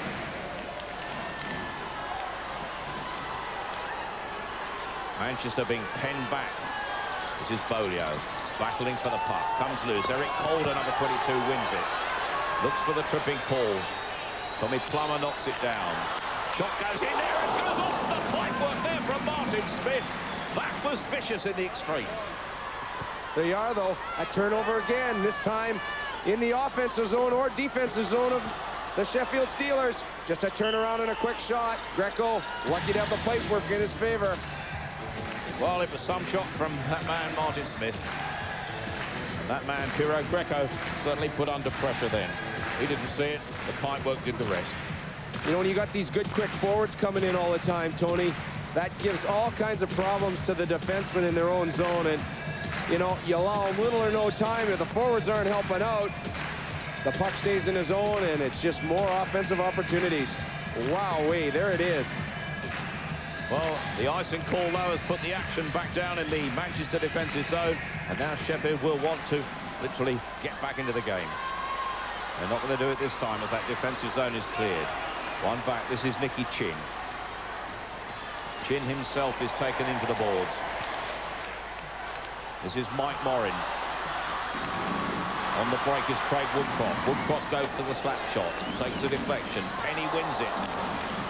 Morin tries again. Greco has to watch that carefully, and now Nicky Chin sends Longstaff away on his left.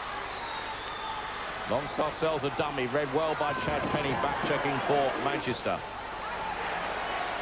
This is Mike Morin. Manchester now playing calm hockey as Craig Woodcroft knocks it into the corner.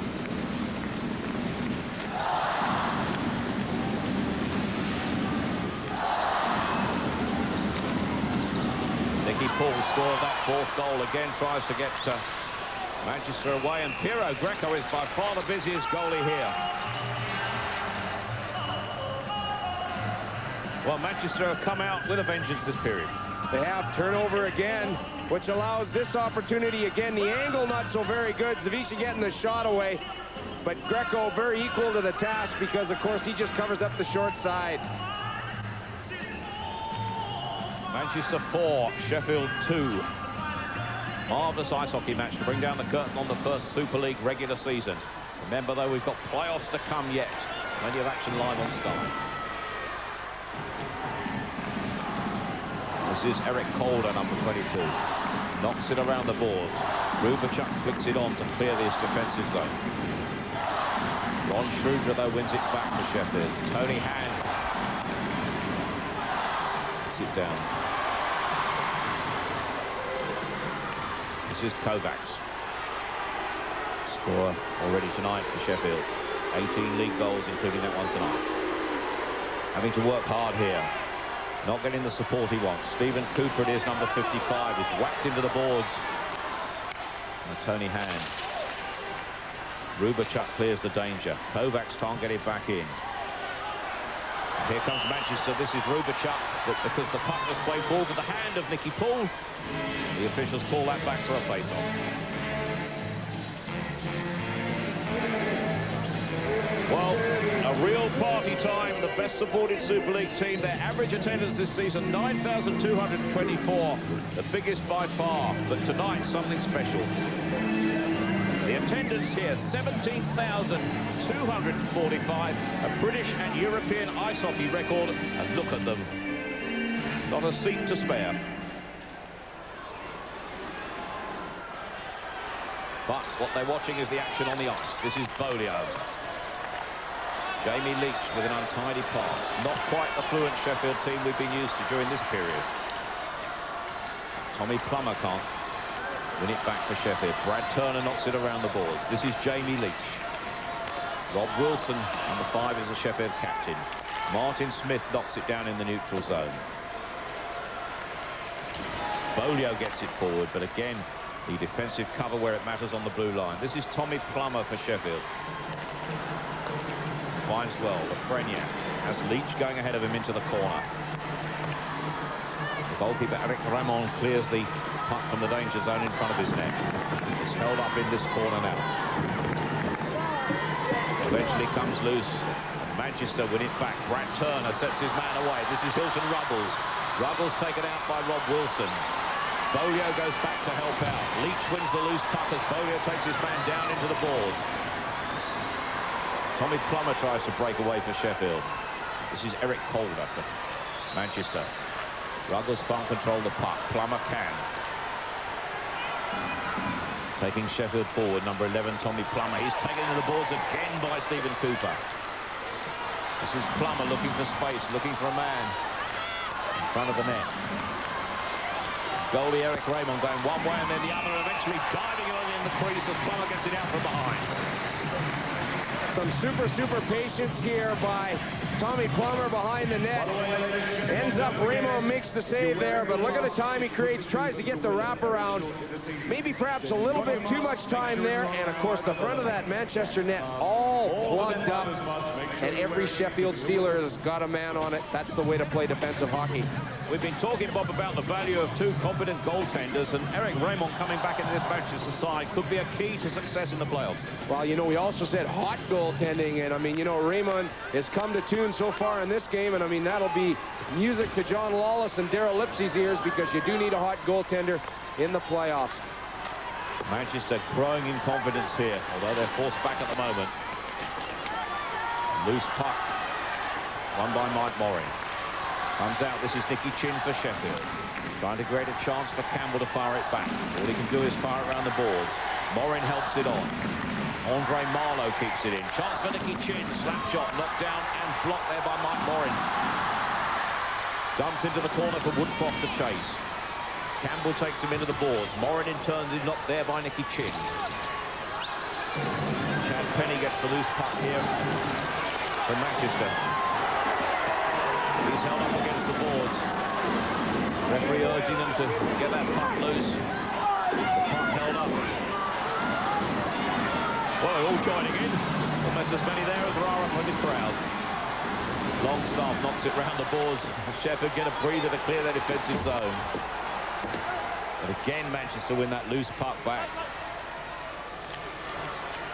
They don't look the same side as we saw beaten here 11-3 by Cardiff on our last visit.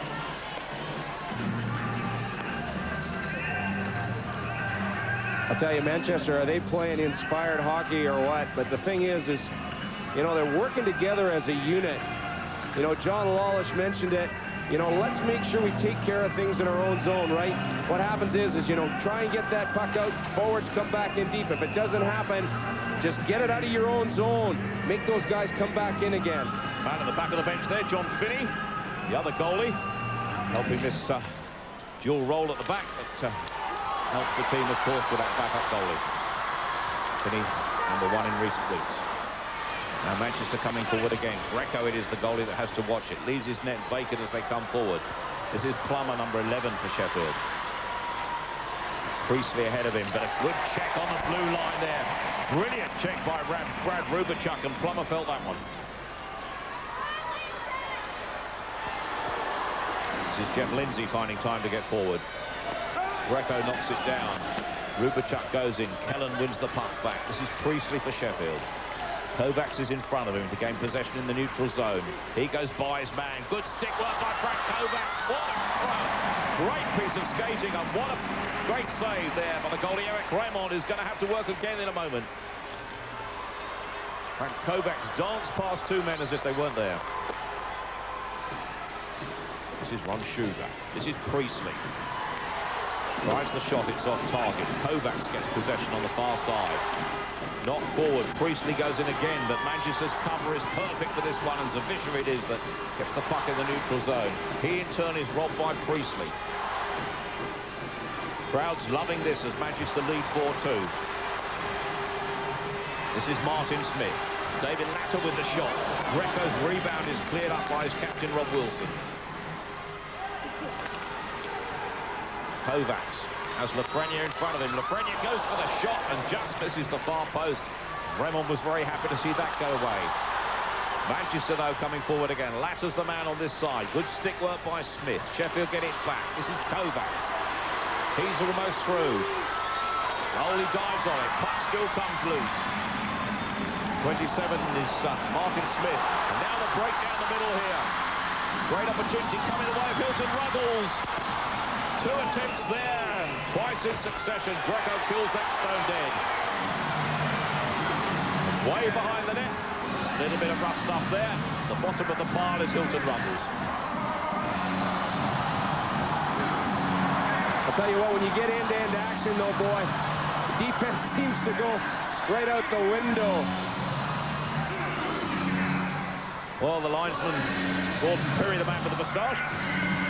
Here's the opportunity by Hilton Ruggles, and once again, as we said, end-to-end action. The thing is you got to take the man when you take Hilton Ruggles. Rob Wilson has done a good job of that all night long. And, of course, Greco comes up with an exceptional save. Otherwise, that one's in the net for a 3-goal lead for Manchester. Just how can Sheffield get back into this now? Because Manchester, certainly in this period, not the more confident team. Oh, they're playing inspired hockey. They're winning the puck. One-on-one battles, Tony, you mentioned that. You know, I mean, this is the thing. You know, you win those, you take care of everything else. It's like you look after your peas, the pounds look after themselves. Johnson is second of the game, and number 5 for Manchester's goal. By Forward's 16th league goal of the season. The 9X Arena has really come to life with this record crowd.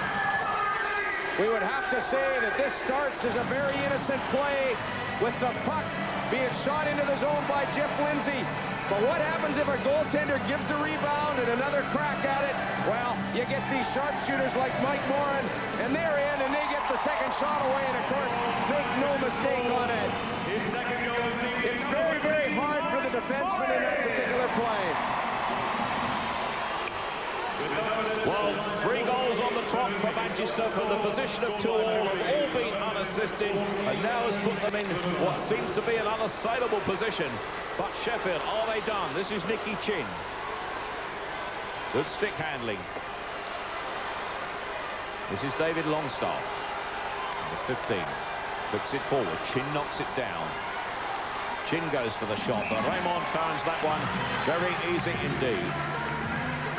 2 goals from Mike Borin and 1 from Nick Poole, all unassisted. And all certainly spelling the difference between the two sides here tonight, because remember, it was Sheffield that went in front through Ron Shudra. Stephen Cooper and Brad Turner put Manchester back in front. Sheffield levelled it again through Kovacs before the end of the first period. But since then, Morin in the second period, and 2 more. Here's that opportunity by Nicky Chin, but Eric Raymond equal to the task. You see Jeff Lindsay off to the side there. He's just taken the man, Tim Cranston, giving him no opportunities for rebounds. Nicky Chin to Sheffield. That one takes a rebound off the defenseman. Hits the plexiglass and comes back. It is now cleared right up the ice. And that will produce an icing call and take it back down there. 10.5 minutes remaining. And Sheffield have really got to work hard if they're going to get something out of this one.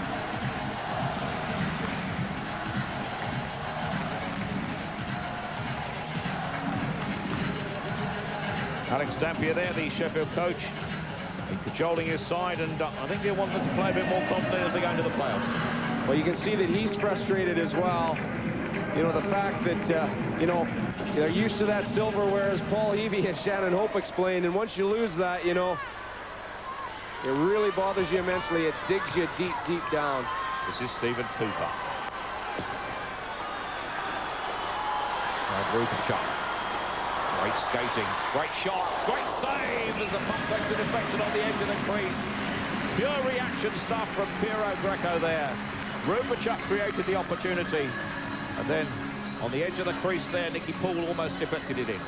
Manchester looking very good and supporting one another there. Poole driving for the net, but it was the player that saw him going there. Okay, yeah, there's the pass. That's what you want, because you know Poole's going for the net. You hope you get a tip in, or you maybe get a rebound and you get yourself a goal.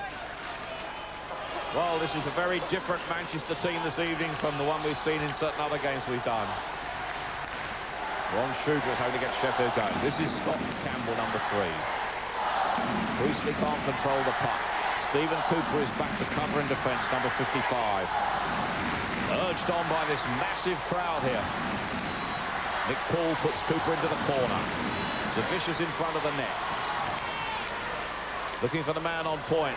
But Eric Calder reads it well and stops the break as Cooper, having got round this side, whacks it around the boards. It's knocked down by Greco for Scott Campbell. He's got Priestley to his right, Shudra's in front of him, and Plummer to his left. It's Plummer that collects the loose puck and dumps it into the corner. This is Ron Shudra. Now again comes Manchester on the clear. 2-on-1 situation here. David Smith is this side and into the net from Jeff Lindsay. Goal number 6, his 4th league goal of the season. Jeff Lindsay has whacked that into the net. Manchester's crowd has really come alive tonight. Inspiration, turnover by Ronnie Shudra, creates a 2-on-1. Well executed by Jeff Lindsay, because he knows he's got an option to pass here, but he also sees the spot where he wants to put the puck. Greco gets a little bit of it, but it finds its way into the net.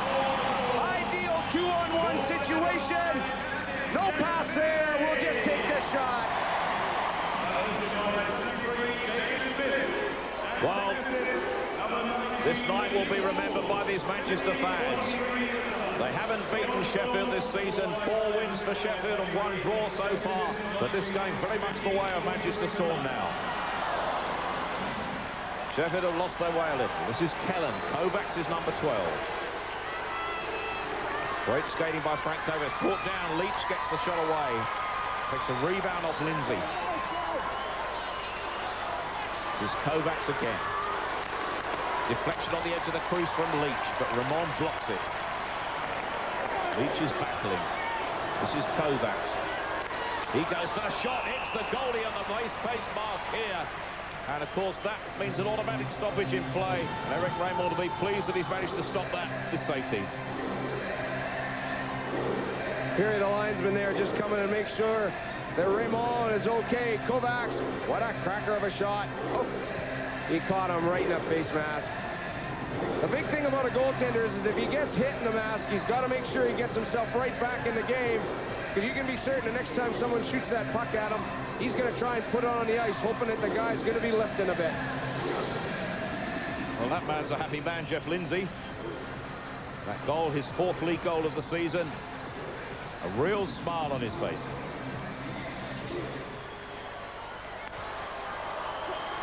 Sheffield now really having to battle. Some performance by Manchester Storm here. This is Kellen. Now Manchester come forward again. That was Chad Penny, number 8. Now Manchester come away. This is Kovacs, and booed by the Manchester fans. Lafreniere's round behind the net. Good cover here from Penny, but Sheffield still keep going.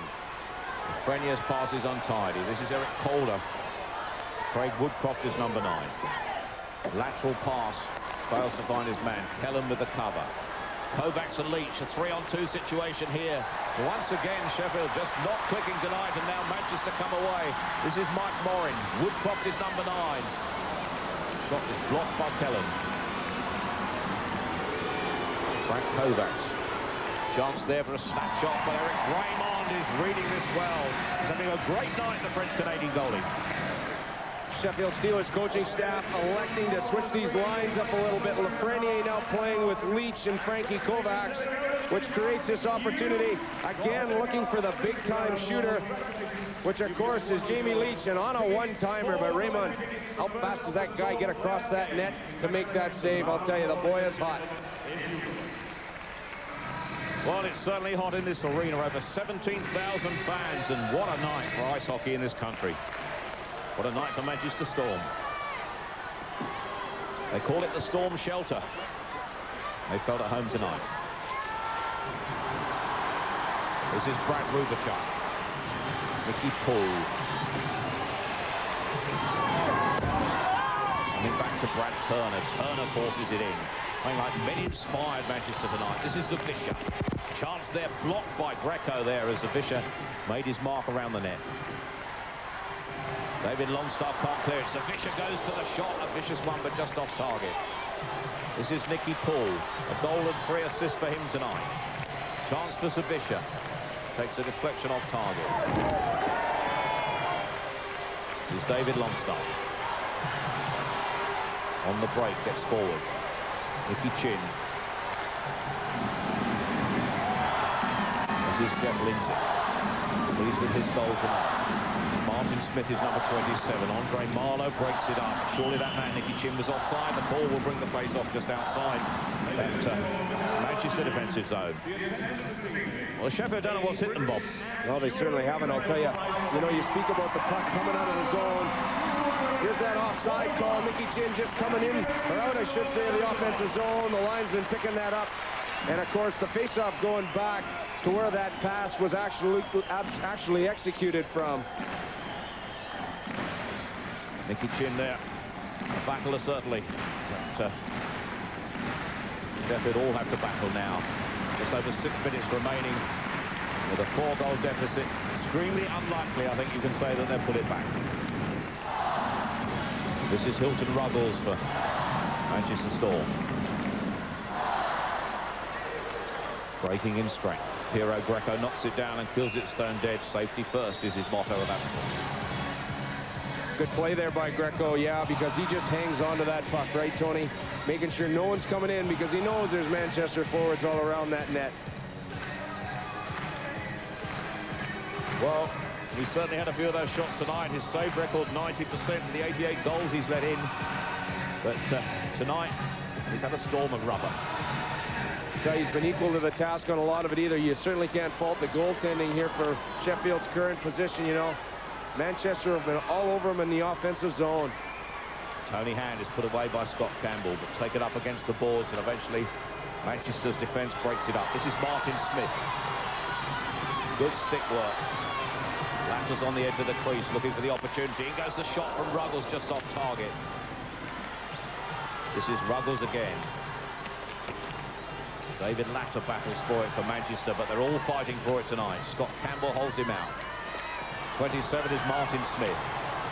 Still in possession. Smith goes for the shot. Greco watches it go by. This is Eric Calder, number 22. It's Ron Schudra's helmet on the way to Tommy Plummer. Plummer has hand in front of him, Priestley to his right. Pass, though. Again, Sheffield don't find their man. This is Eric Calder, as Sheffield could get caught changing on the fly here. Held up against the balls. This is Helen. Jamie Leach is skating clear on the right. He's got Lafreniere and Kovacs with him. Slapped around the boards by Jeff Lindsay. Eventually strikes the linesman rather painfully on the leg there. Helen knocks it in. Jeff Lindsay is Manchester's number 5. Wilson tries to keep it in for Sheffield, but now on the break here again. This is Mike Morin, already 2 goals to his name tonight on the break. Morin flips it in. Greco knocks it behind his own net. Kovacs, Leach, and all muddle it between them. Rob Wilson takes a check from his own man. Scott goes in there, and Mike Morin knocked away by Greco. Brad Turner's effort is just off target. One-way traffic. It is all Manchester in this offensive zone. Again, you know, they're winning those loose pucks, aren't they? Always happening behind the net there, and of course creating the scoring opportunities as a result of those one-on-one battles. This is Craig Woodcroft. Gets it out on the front. Leach collects it. Loses possession, unusual for him. With time and space on his side. Penny. Shot goes in. Greco watches that. It almost looks as if Manchester are on a power play there. They seem to be having it all to themselves. They are. Sheffield not playing defensive hockey whatsoever. Everybody just running around out there. Nobody marking their men. Puck knocked up the ice to provide an icing call. Frustration starting to settle in here in Sheffield, I'm certain. You know, they try. Sometimes it just doesn't work out for you. You know, you work so very, very often, but you just don't click together as a unit. Well, Manchester's best win of the season was 6-1 against Ayr. They've got to go one better in terms of goals here tonight and get another one to improve upon that. Sheffield have 3 times been beaten by 4 goals. They've been beaten by Bracknell, Nottingham and Ayr. That Ayr record, of course, a 4-0 shutout. But they won't be pleased with this performance. This is Mike O'Connor. Andre Marno is number 22. David Longstaff knocks it around the boards. O'Connor's going to have to collect this, but he won't. Zawisza wins it back for Manchester. Rubachuk is taken into the boards by Cranston. Moves it back at the second attempt. Again, this is Nick Poole, a goal and 3 assists this evening. David Longstaff on the break. It's Nicky Chin to his left. Longstaff's going it alone. Cover is Calder in front of his own goaltender, Raymond. Manchester come away. Nicky Poole is to the left. Zawisza's in front of him.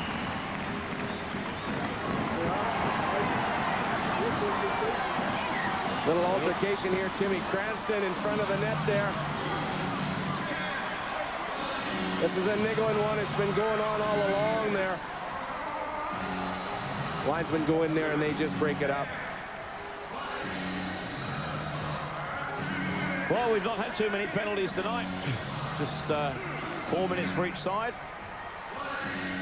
Milton Ruggles has been twice to the box for Manchester Storm. Sometimes that more a result of frustration, I think, Tony. The action, though, back on the ice where it counts. Manchester 6, Sheffield 2. Just over 2.5 minutes remaining. Mike Kermit Morin. Well, Mike Kermit Morin has got 2 goals tonight, and he's been a big factor in this Manchester victory. His fans will be enjoying that. I think we've seen that guy before, Tony, but he didn't have a name the last time, you know. He was incognito there. I think last time we saw him, he was at the wrong end of a defeat by Cardiff here, but he's enjoying it tonight. Well, that's what I call hanging on for dear life as well. Not much space in this arena, we did tell you that. This is Hilton Ruggles dumping the puck in. Greco knocks it down. Bolio clears it around the boards. Disappointing performance for Sheffield fans. This is Ron Schudra, who's given them the lead. He looks so different there. Eric Lamont kills the danger under pressure from Priestley. Well, this will give Manchester confidence going into the playoffs, and if you can win your last regular season game like this and go into your group with confidence, well, the season could end on a high. And all credit due, to the guy that makes the save there, Eric Raymond. You know, he's come into a very difficult situation.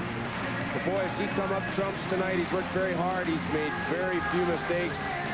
And I'll tell you what, this native of Montreal, Canada, I think he's going to have himself a hot playoff. Face-off then, deep in that Manchester defensive zone. Knocked out into the neutral zone. Knocked down by Ron Schuder. Corey Bolio is the number 6. Hits it forward. That'll produce an icing call and take the action deep down to Piro Greco's end.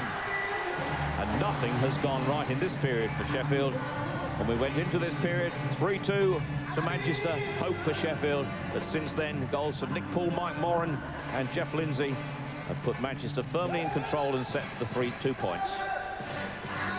Corey Bolio, I mean, they brought him in to the Sheffield Steelers side. You know, they like his size, they like his presence, they feel that they needed that certainly back there on defense. Greco sends it back around the boards. David Smith returns the compliment, but it's held up for him. The back of one in the end by Martin Smith.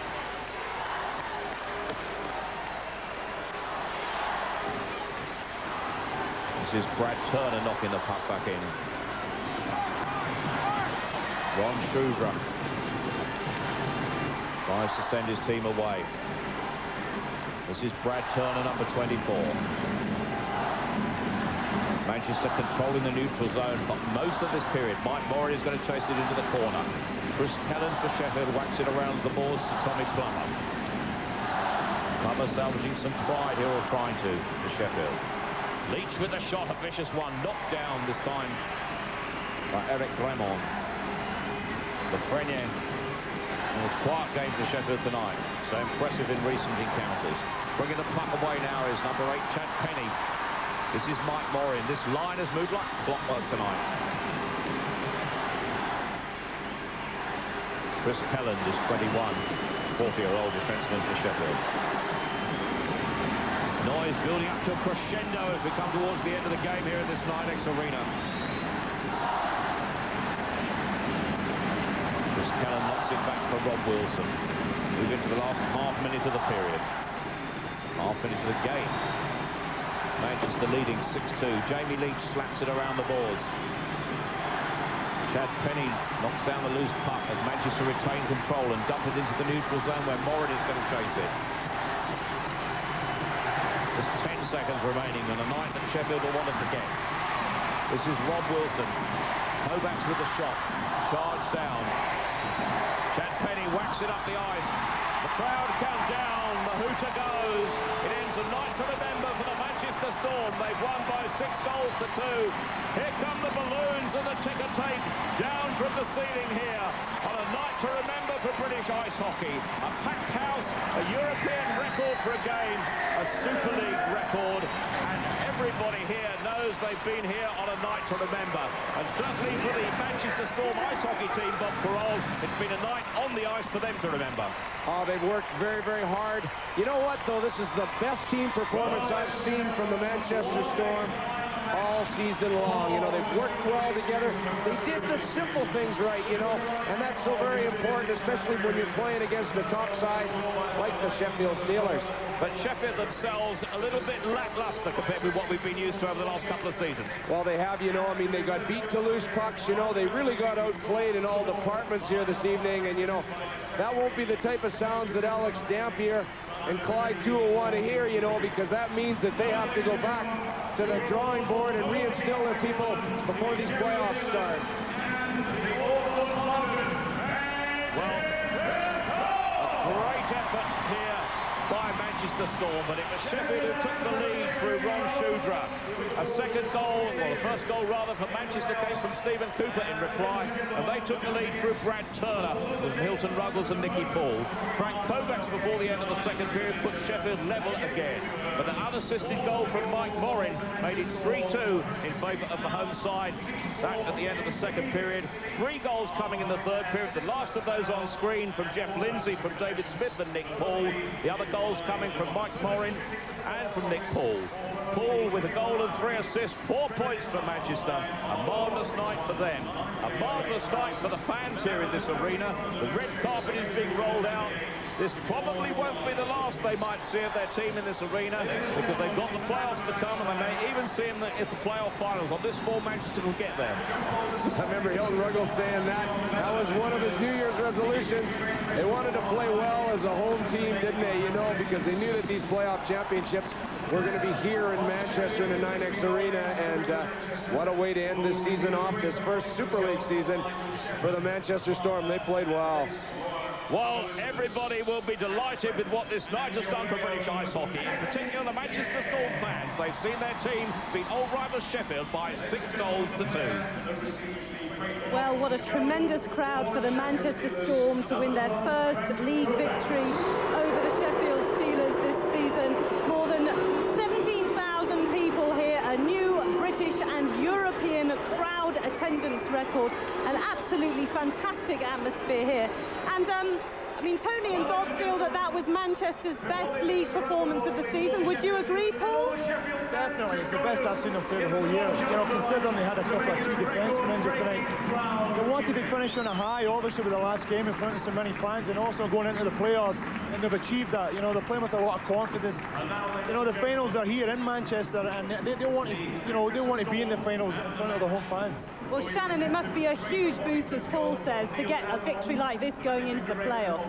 Well, it is. You know, I think the whole show here right till the end was very well orchestrated. I think that's probably credit to Dave Bigger and the marketing team up here. They've done a great job in Manchester, and hopefully the rest of the teams around the country will learn that market the sport well, and it'll succeed. Well, I know I was talking to Hilton Ruggles before this game started, and he said to me, "Oh no, we're not on Sky again, are we? Because we've lost so many matches when we played on Sky," but they have done it, they've turned it around, and they have won, and what a victory it was. Let's look back on the goals now, because it was 3-2 going into that final period, and then, of course, up came Nick Poole with a goal for 4-2, and Paul, really, they split the Sheffield defence here, didn't they? Yeah, just a turnover on the neutral zone there. I think it's Eric Corder. It was a good pass across the ice. Hilton Rook takes a short rebound. He's right in the slot for the rebound. Great goal. And this was for 4-2, and what a sweet moment there in front of their fans. Piero Greco really left with nothing to do there. And then Mike Morin, well, he's had a great night, hasn't he, with his second goal of the night for 5-2. He's been buzzing all over the ice. You know, he's been working very, very hard. Well, let's have a look at the goal now. We can see Mike Morin. This is second of the game. Yeah, straight off the face-off here, the defenseman shoots the puck straight to the net. I think the Sheffield left winger should maybe have tied Morin up there. The rebound comes out and he drives right to the slot, picks up the rebound. I don't know if he's maybe slightly screened here, but he takes a great shot just over the glove there. And of course then a goal from Jeff Lindsay made it 6-2, a tremendous victory for the Manchester Storm. Let's hear from some of the victorious players now. They're with our reporter Nick Rothwell. Hilton, before we talk about the game, before you said you've never won on Sky cameras this year, how does this one feel? Oh, it feels great beating Sheffield. You know, we might get them in the playoffs, and it gives us good confidence booster, and let teams know we're for real for the playoffs. And also the man of the match, Mike, you're on target tonight, weren't you? Well, sometimes when they go in, but tonight it was just a matter of getting our breaks, and we capitalized when we had to. It was a great win. It looks like you guys are going to be in 7th place in the playoffs. You're going to be facing the champs. You looking forward to that? Definitely. I think we're ending the season on a high note, and whenever you do that, you never know what can happen in the playoffs. And Hilton, have you ever played in such a big crowd? A couple of times back home in the Montreal Forum, we had 18,000, 19,000, but this is great here. It's great to be a part of it. Now we're going to do the city proud. What do you think it says for British ice hockey? It's great. You know, it's just going from leaps and bounds, leaps and bounds. You know, the teams are getting gooder. You know, we're getting the support from the fans. They're coming out. You know, novice supporters are enjoying the game, and it's just a great family atmosphere. And you guys really took it to Sheffield tonight, 6-2 win. That's pretty convincing. Well, you know, it's the last game for the regular season in our barn, and the playoffs are coming in. The semifinals and the finals are in our rink, so we want to do well and let teams know we're for real. It's going to be hard. Mike, how important is it that you guys get Jeff Sebastian back in the lineup? Oh, extremely. I mean, you can't play with 4 defensemen the whole way through the playoffs. The intensity picks up quite a bit in the playoffs, and to have a guy like Jeff on the shelf, it's not going to do us any good. I mean, great credit to our defense tonight, only 4 of them, but we need Jeff back in a big way. Thanks a lot, guys. Hey, thank you very much. Well, they did it, and they did it in front of the biggest crowd we have ever seen in British ice hockey. What a tremendous moment for the Manchester Storm. And of course, they have the playoffs to come. You never know what they could do. We'll be looking ahead And looking back on the season next.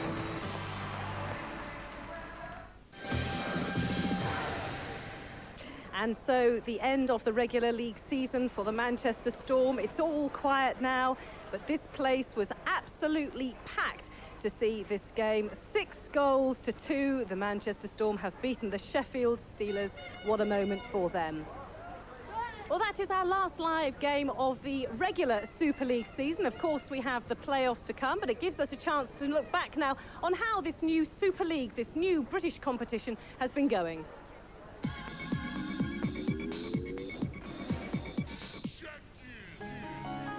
September sees the launch of the first ever truly professional ice hockey league in Britain. 8 teams plan to take the game to new heights. Sky Sports goes live with the first Super League game. Grand Slam champions Sheffield Steelers beat last season's Division 1 champions Manchester Storm 6-1. Ken Priestley celebrates with the first Super League hat-trick. The Benson and Hedges Cup reaches the quarter-final stage early in October. The second leg between Cardiff and Nottingham proves pulsating.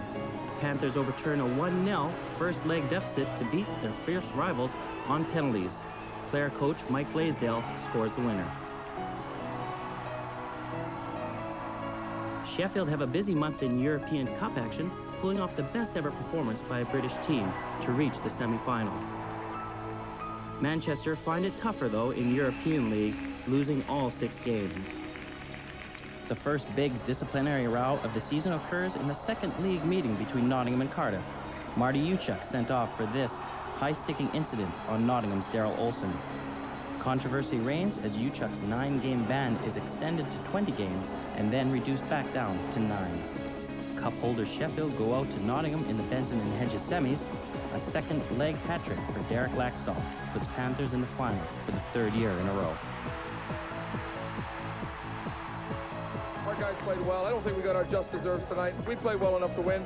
We didn't, but there's a good team going through. They'll do well in the final.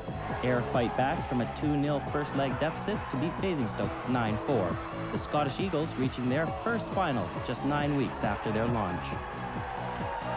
We played one of our better games last week and came out of it with nothing, so there wasn't much of a job for me to motivate the guys tonight. They really were so confident, ironically, in losing last week that we'd do well down here, and it turned out that way. Cardiff Devils go top of Super League for the first time on November the 3rd, part of a 9-game unbeaten run to stay there. But that run ends in bizarre circumstances. Newcastle fans come to the rescue when Cobras forget to take their team shirts. Numbers are frantically written onto tops before they're stretched to fit the players. It doesn't affect their game, they beat the league leaders. Ryan Kumu is banned for 6 games after entering the opposition penalty box to attack Manchester's Hilton Ruggles. Ayr win the bad-tempered encounter. December dawns with a duel for the first silverware of the season. It's the final of the Benson and Hedges Cup. Captain Angelo Cantonero leads Ayr into their first final with a rendition of Robert Burns. Thou mine live. But it's bottom of the league Nottingham who rise to the occasion. They score 3 times without response, leaving Ayr a mountain they cannot climb. Captain Garth Premack seals the victory. Panthers become the first team to lift the trophy twice.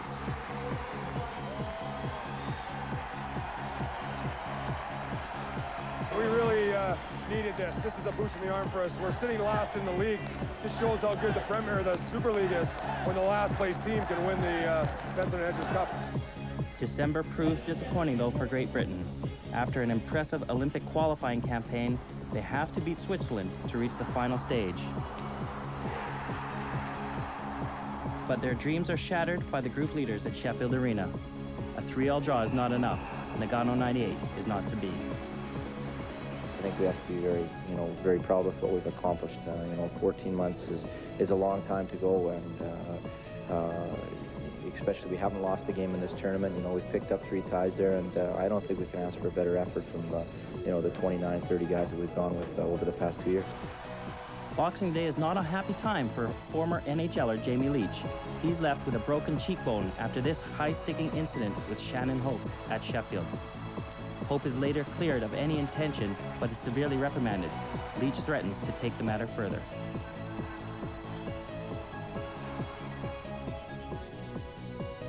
The owners of Leeds United Football Club get the go-ahead to ice a new team at the beginning of the 1998 season. They'll play out of an arena next to Elland Road. The top two teams, Cardiff and Sheffield, meet 3 times in the space of 3 weeks. Doug McCarthy gives the Devils a 1-goal victory in their first clash in Wales. In the second, Frank Kovacs scores the fastest Super League goal after just 13 seconds to put Sheffield ahead on their home ice. Steelers win 7-6 to end Cardiff's 9-game winning run. Cardiff, though, stay top.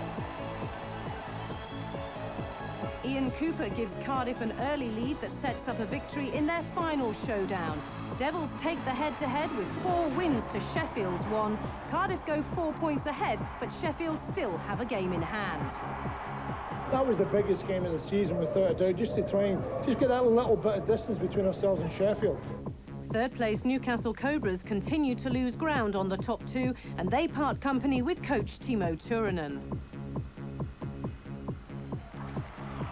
Second place Sheffield suffer a shock 4-0 defeat at Ayr.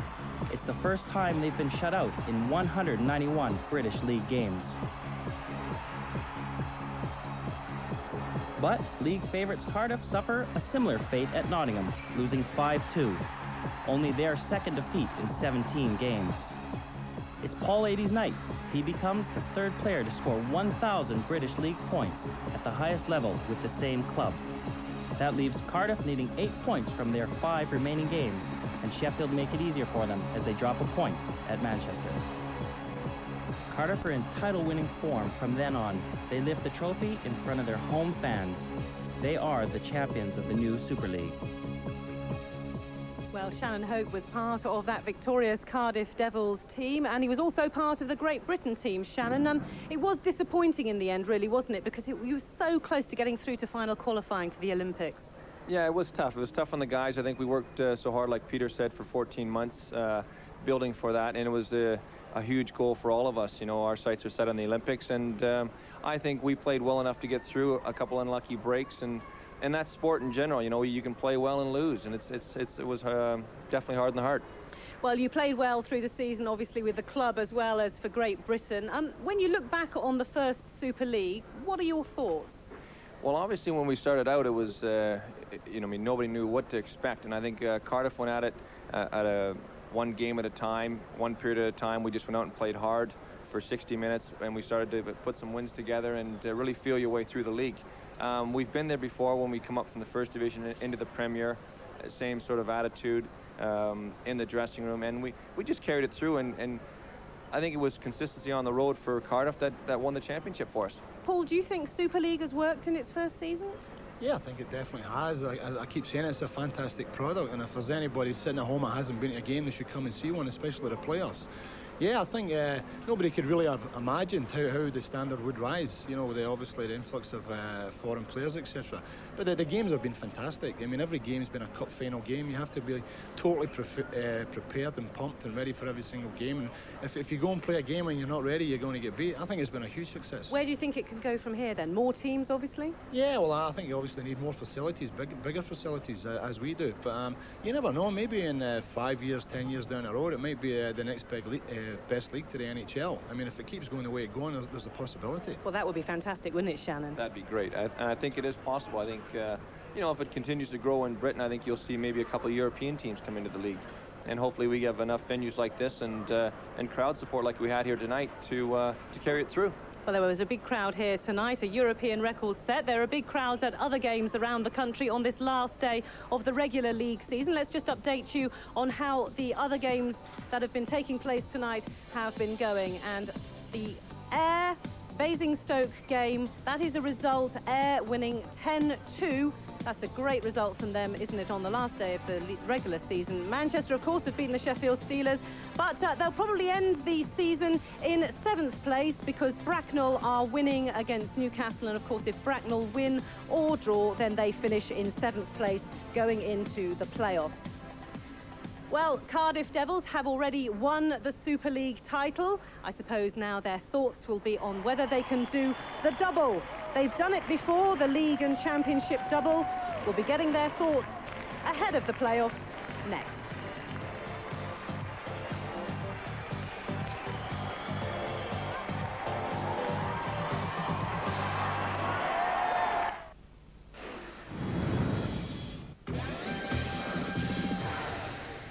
Welcome back. Well, of course, the playoffs beckon just around the corner, and the semi-finals and the finals will, of course, be held here at the 9X Arena in Manchester. How those playoff groups will be formed will be affected by the other games taking place tonight on this last day of the regular league season. As you can see, confirmation there of Manchester's victory over the Sheffield Steelers, and confirmation also that Ayr have won their last league game of the regular season, 10-2 against Basingstoke. But an important game there going on at Newcastle. Bracknell Bees are leading Newcastle by 7-4, and if it stays that way, then Bracknell will end the season in 6th position and Manchester will be in 7th, and that will mean that the playoff groups will look a little bit like this.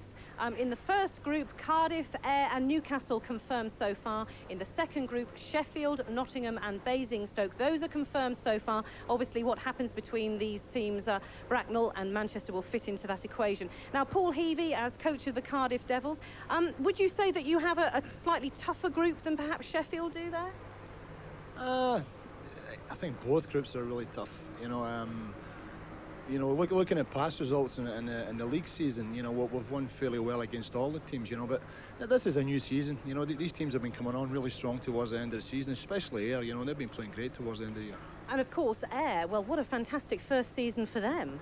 Fantastic. Jimmy Lynch done a great job up there. He really did. To get that many guys and a new team and for them to gel so quickly. And then they had a really good surge at the end of the season there. They went from sort of 6th or 7th spot right up into 3rd, so they've finished really strong. They'll be a force. Well, that second group at the moment, Sheffield, Nottingham and Basingstoke in there. Shannon, the Nottingham Panthers, well, they've won the cup. Do you think they've got a good chance in the playoffs? Well, I think so. I think, Nottingham have got Trevor Robbins, who's been strong all season. I think everyone's sort of worried about going into Nottingham's rink, especially with him in the pipes. And then you look down, you got Basingstoke, who have been sleepers all year.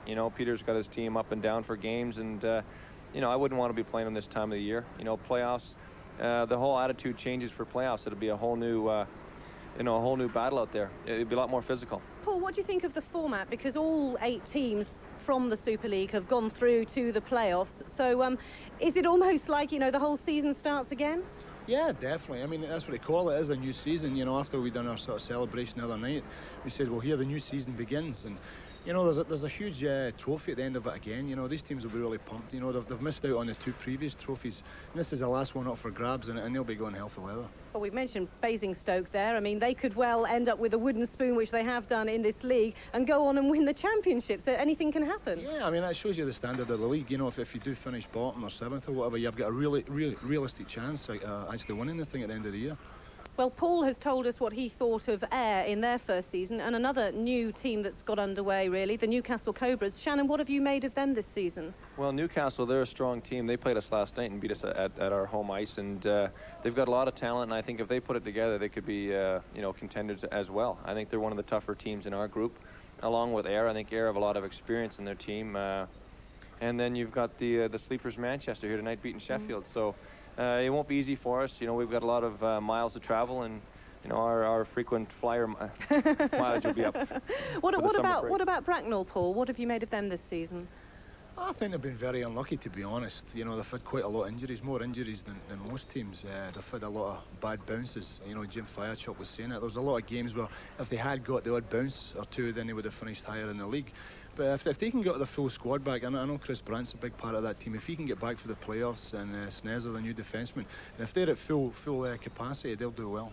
Well, you said a little earlier on about the importance of Stevie Lyle when Frank Caprice got injured. We've seen how important netminders have been in the regular season. How important are they going to be in the playoffs? Goaltending's everything. You've got 22 guys out there battling out in front of the goalies, but at the end of the day, if your goalie's hot, that could make the difference. It's crucial to get good goaltending. Well, of course, the playoffs will end here at the 9X Arena. The semi-finals and the final will be taking place here instead of at Wembley. So let's find out how the preparations have been going here at the 9X Arena. Here's Nick Rothwell. Dave, did you write the script for tonight? It would have been nice, wouldn't it? It's Steven Spielberg, eat your heart out on this one. 17,500 people. It must be pretty excited. It's huge. It's awesome. I mean, whoever thought they'd ever see an ice hockey game with 17,000 people in a city centre environment? This is it. This is the first time. Minority sport? I don't think so. You used to work with the Sheffield arena. You must have been pretty torn tonight. It's particularly satisfying. We lost one against the Steelers early season. We had the 2-2 overtime. enthralling draw, and now this is it. We've finally done one on my old colleague. So a little bit of sadness. Is it the end of an era? I'd like to think it's the start of a brand new era with the Storm taking on the whole of British ice hockey. And you got the playoffs to think about now. Could you duplicate those numbers? It would be nice to think so. I mean, this evening we turned away 1,200, 1,500 people. Add that to the 17,500 that we had in the building. I'd like to think everyone's gone away with a big smile on their face, looking forward to the playoffs. Welcome back. And these are huge numbers. I mean, you're contending against a lot of good football clubs. Is this a new sport on the rise here? I'd like to think it is. I mean, everybody said it will never ever work in Manchester. We have Manchester United, we have Manchester City. Why do we need another sport? I think this has proven it. This is somewhere for the whole family, mum, dad, kids, aunties, uncles, teenagers. Everyone's welcome, everyone's having a good time, everybody's going away with a smile on their face. Couldn't ask for more than that. And the food's pretty good too, eh? Food's not bad. Thanks a lot, Dave. Cheers, thank you. Dave Bigger there telling us what a fantastic atmosphere they're hoping to create for the playoffs here at the 9X Arena. Well, a lot of fans were very upset when they decided to have the playoffs ending here instead of at the usual Wembley venue. Paul, how do you think it's going to be this season? I think it's a fantastic venue, and if they can get this many people in to watch the semi-finals and the finals, it's going to be great for hockey. Do you think it can match the atmosphere that they've created at Wembley over the years? I mean, Wembley had a great tradition. You know, I had a lot of good memories there, and it had something special. But the league's moved on, and you know, I think this is a sign of the times that we are moving into new buildings and new facilities like this. Well, Shannon, do you think you'll be here for the final moments of the championship in front of a record crowd, hopefully? Well, touch wood. Hopefully, we're carrying a trophy at the end of it all. So, no, we're going to take it a day at a time. Are you going to do the dance if you get the trophy? Because you've done one or two dances in the past when you've lifted trophies. I've got a special one all lined up for the next one. Excellent. Well, thanks very much for the moment, guys. We do, of course, have other games going on this last regular day of the Super League season, the very first Super League to be played in Britain. And as we told you earlier, Ayr are confirmed as winners against Basingstoke, 10-2 at home for them. 6-2, of course, the score here between Manchester and Sheffield. A terrific victory there for Manchester going into the playoffs. And it pretty much looks like Bracknell are going to win away at Newcastle. And that will mean that they probably, if they continue to win that, they will end up in Group B of the playoffs, joining Sheffield Steelers, Nottingham Panthers and Basingstoke Bison. And Manchester will go into Group A, along with the Cardiff Devils, the Ayr Scottish Eagles and the Newcastle Cobras. Well, we, of course, will be live with the playoffs for you. The key games coming up on Saturday, March the 8th at 6 p.m. on Sky Sports 3, on Wednesday, March the 12th at 7 p.m. on Sky Sports 3, and then we're over on Sky Sports 1 on Saturday, March the 15th at 6:30 p.m. exclusively live. Those are 3 key-off group games from the playoffs for you. Then, of course, we are at Manchester for live coverage of the semi-finals at 1:30 p.m. and 6:30 p.m. That's on Sky Sports 2, Saturday, March the 22nd. And we'll be here for the final moments. The final takes place live here on Sky Sports 1, 8:15 on Saturday, March the 29th. Well, the Cardiff Devils have already been confirmed as the champions of Super League. And Shannon, I know you make your own T-shirts, and you've got a very special one on here tonight. Well, we brought one along with us just to... We couldn't find the trophy, so we had to bring a shirt to show you. Oh, well, let's just have a look. And there you go. It says it all, doesn't it? The champions, just give us a shot there. Inaugural season Super League champions, the Cardiff Devils. Well, thanks very much indeed, Shannon, and thanks to you, Paul, and best of luck for the playoffs. So the Cardiff Devils have won the regular league season. The season there has come to a close, so bring on the championships. Goodbye from all of us.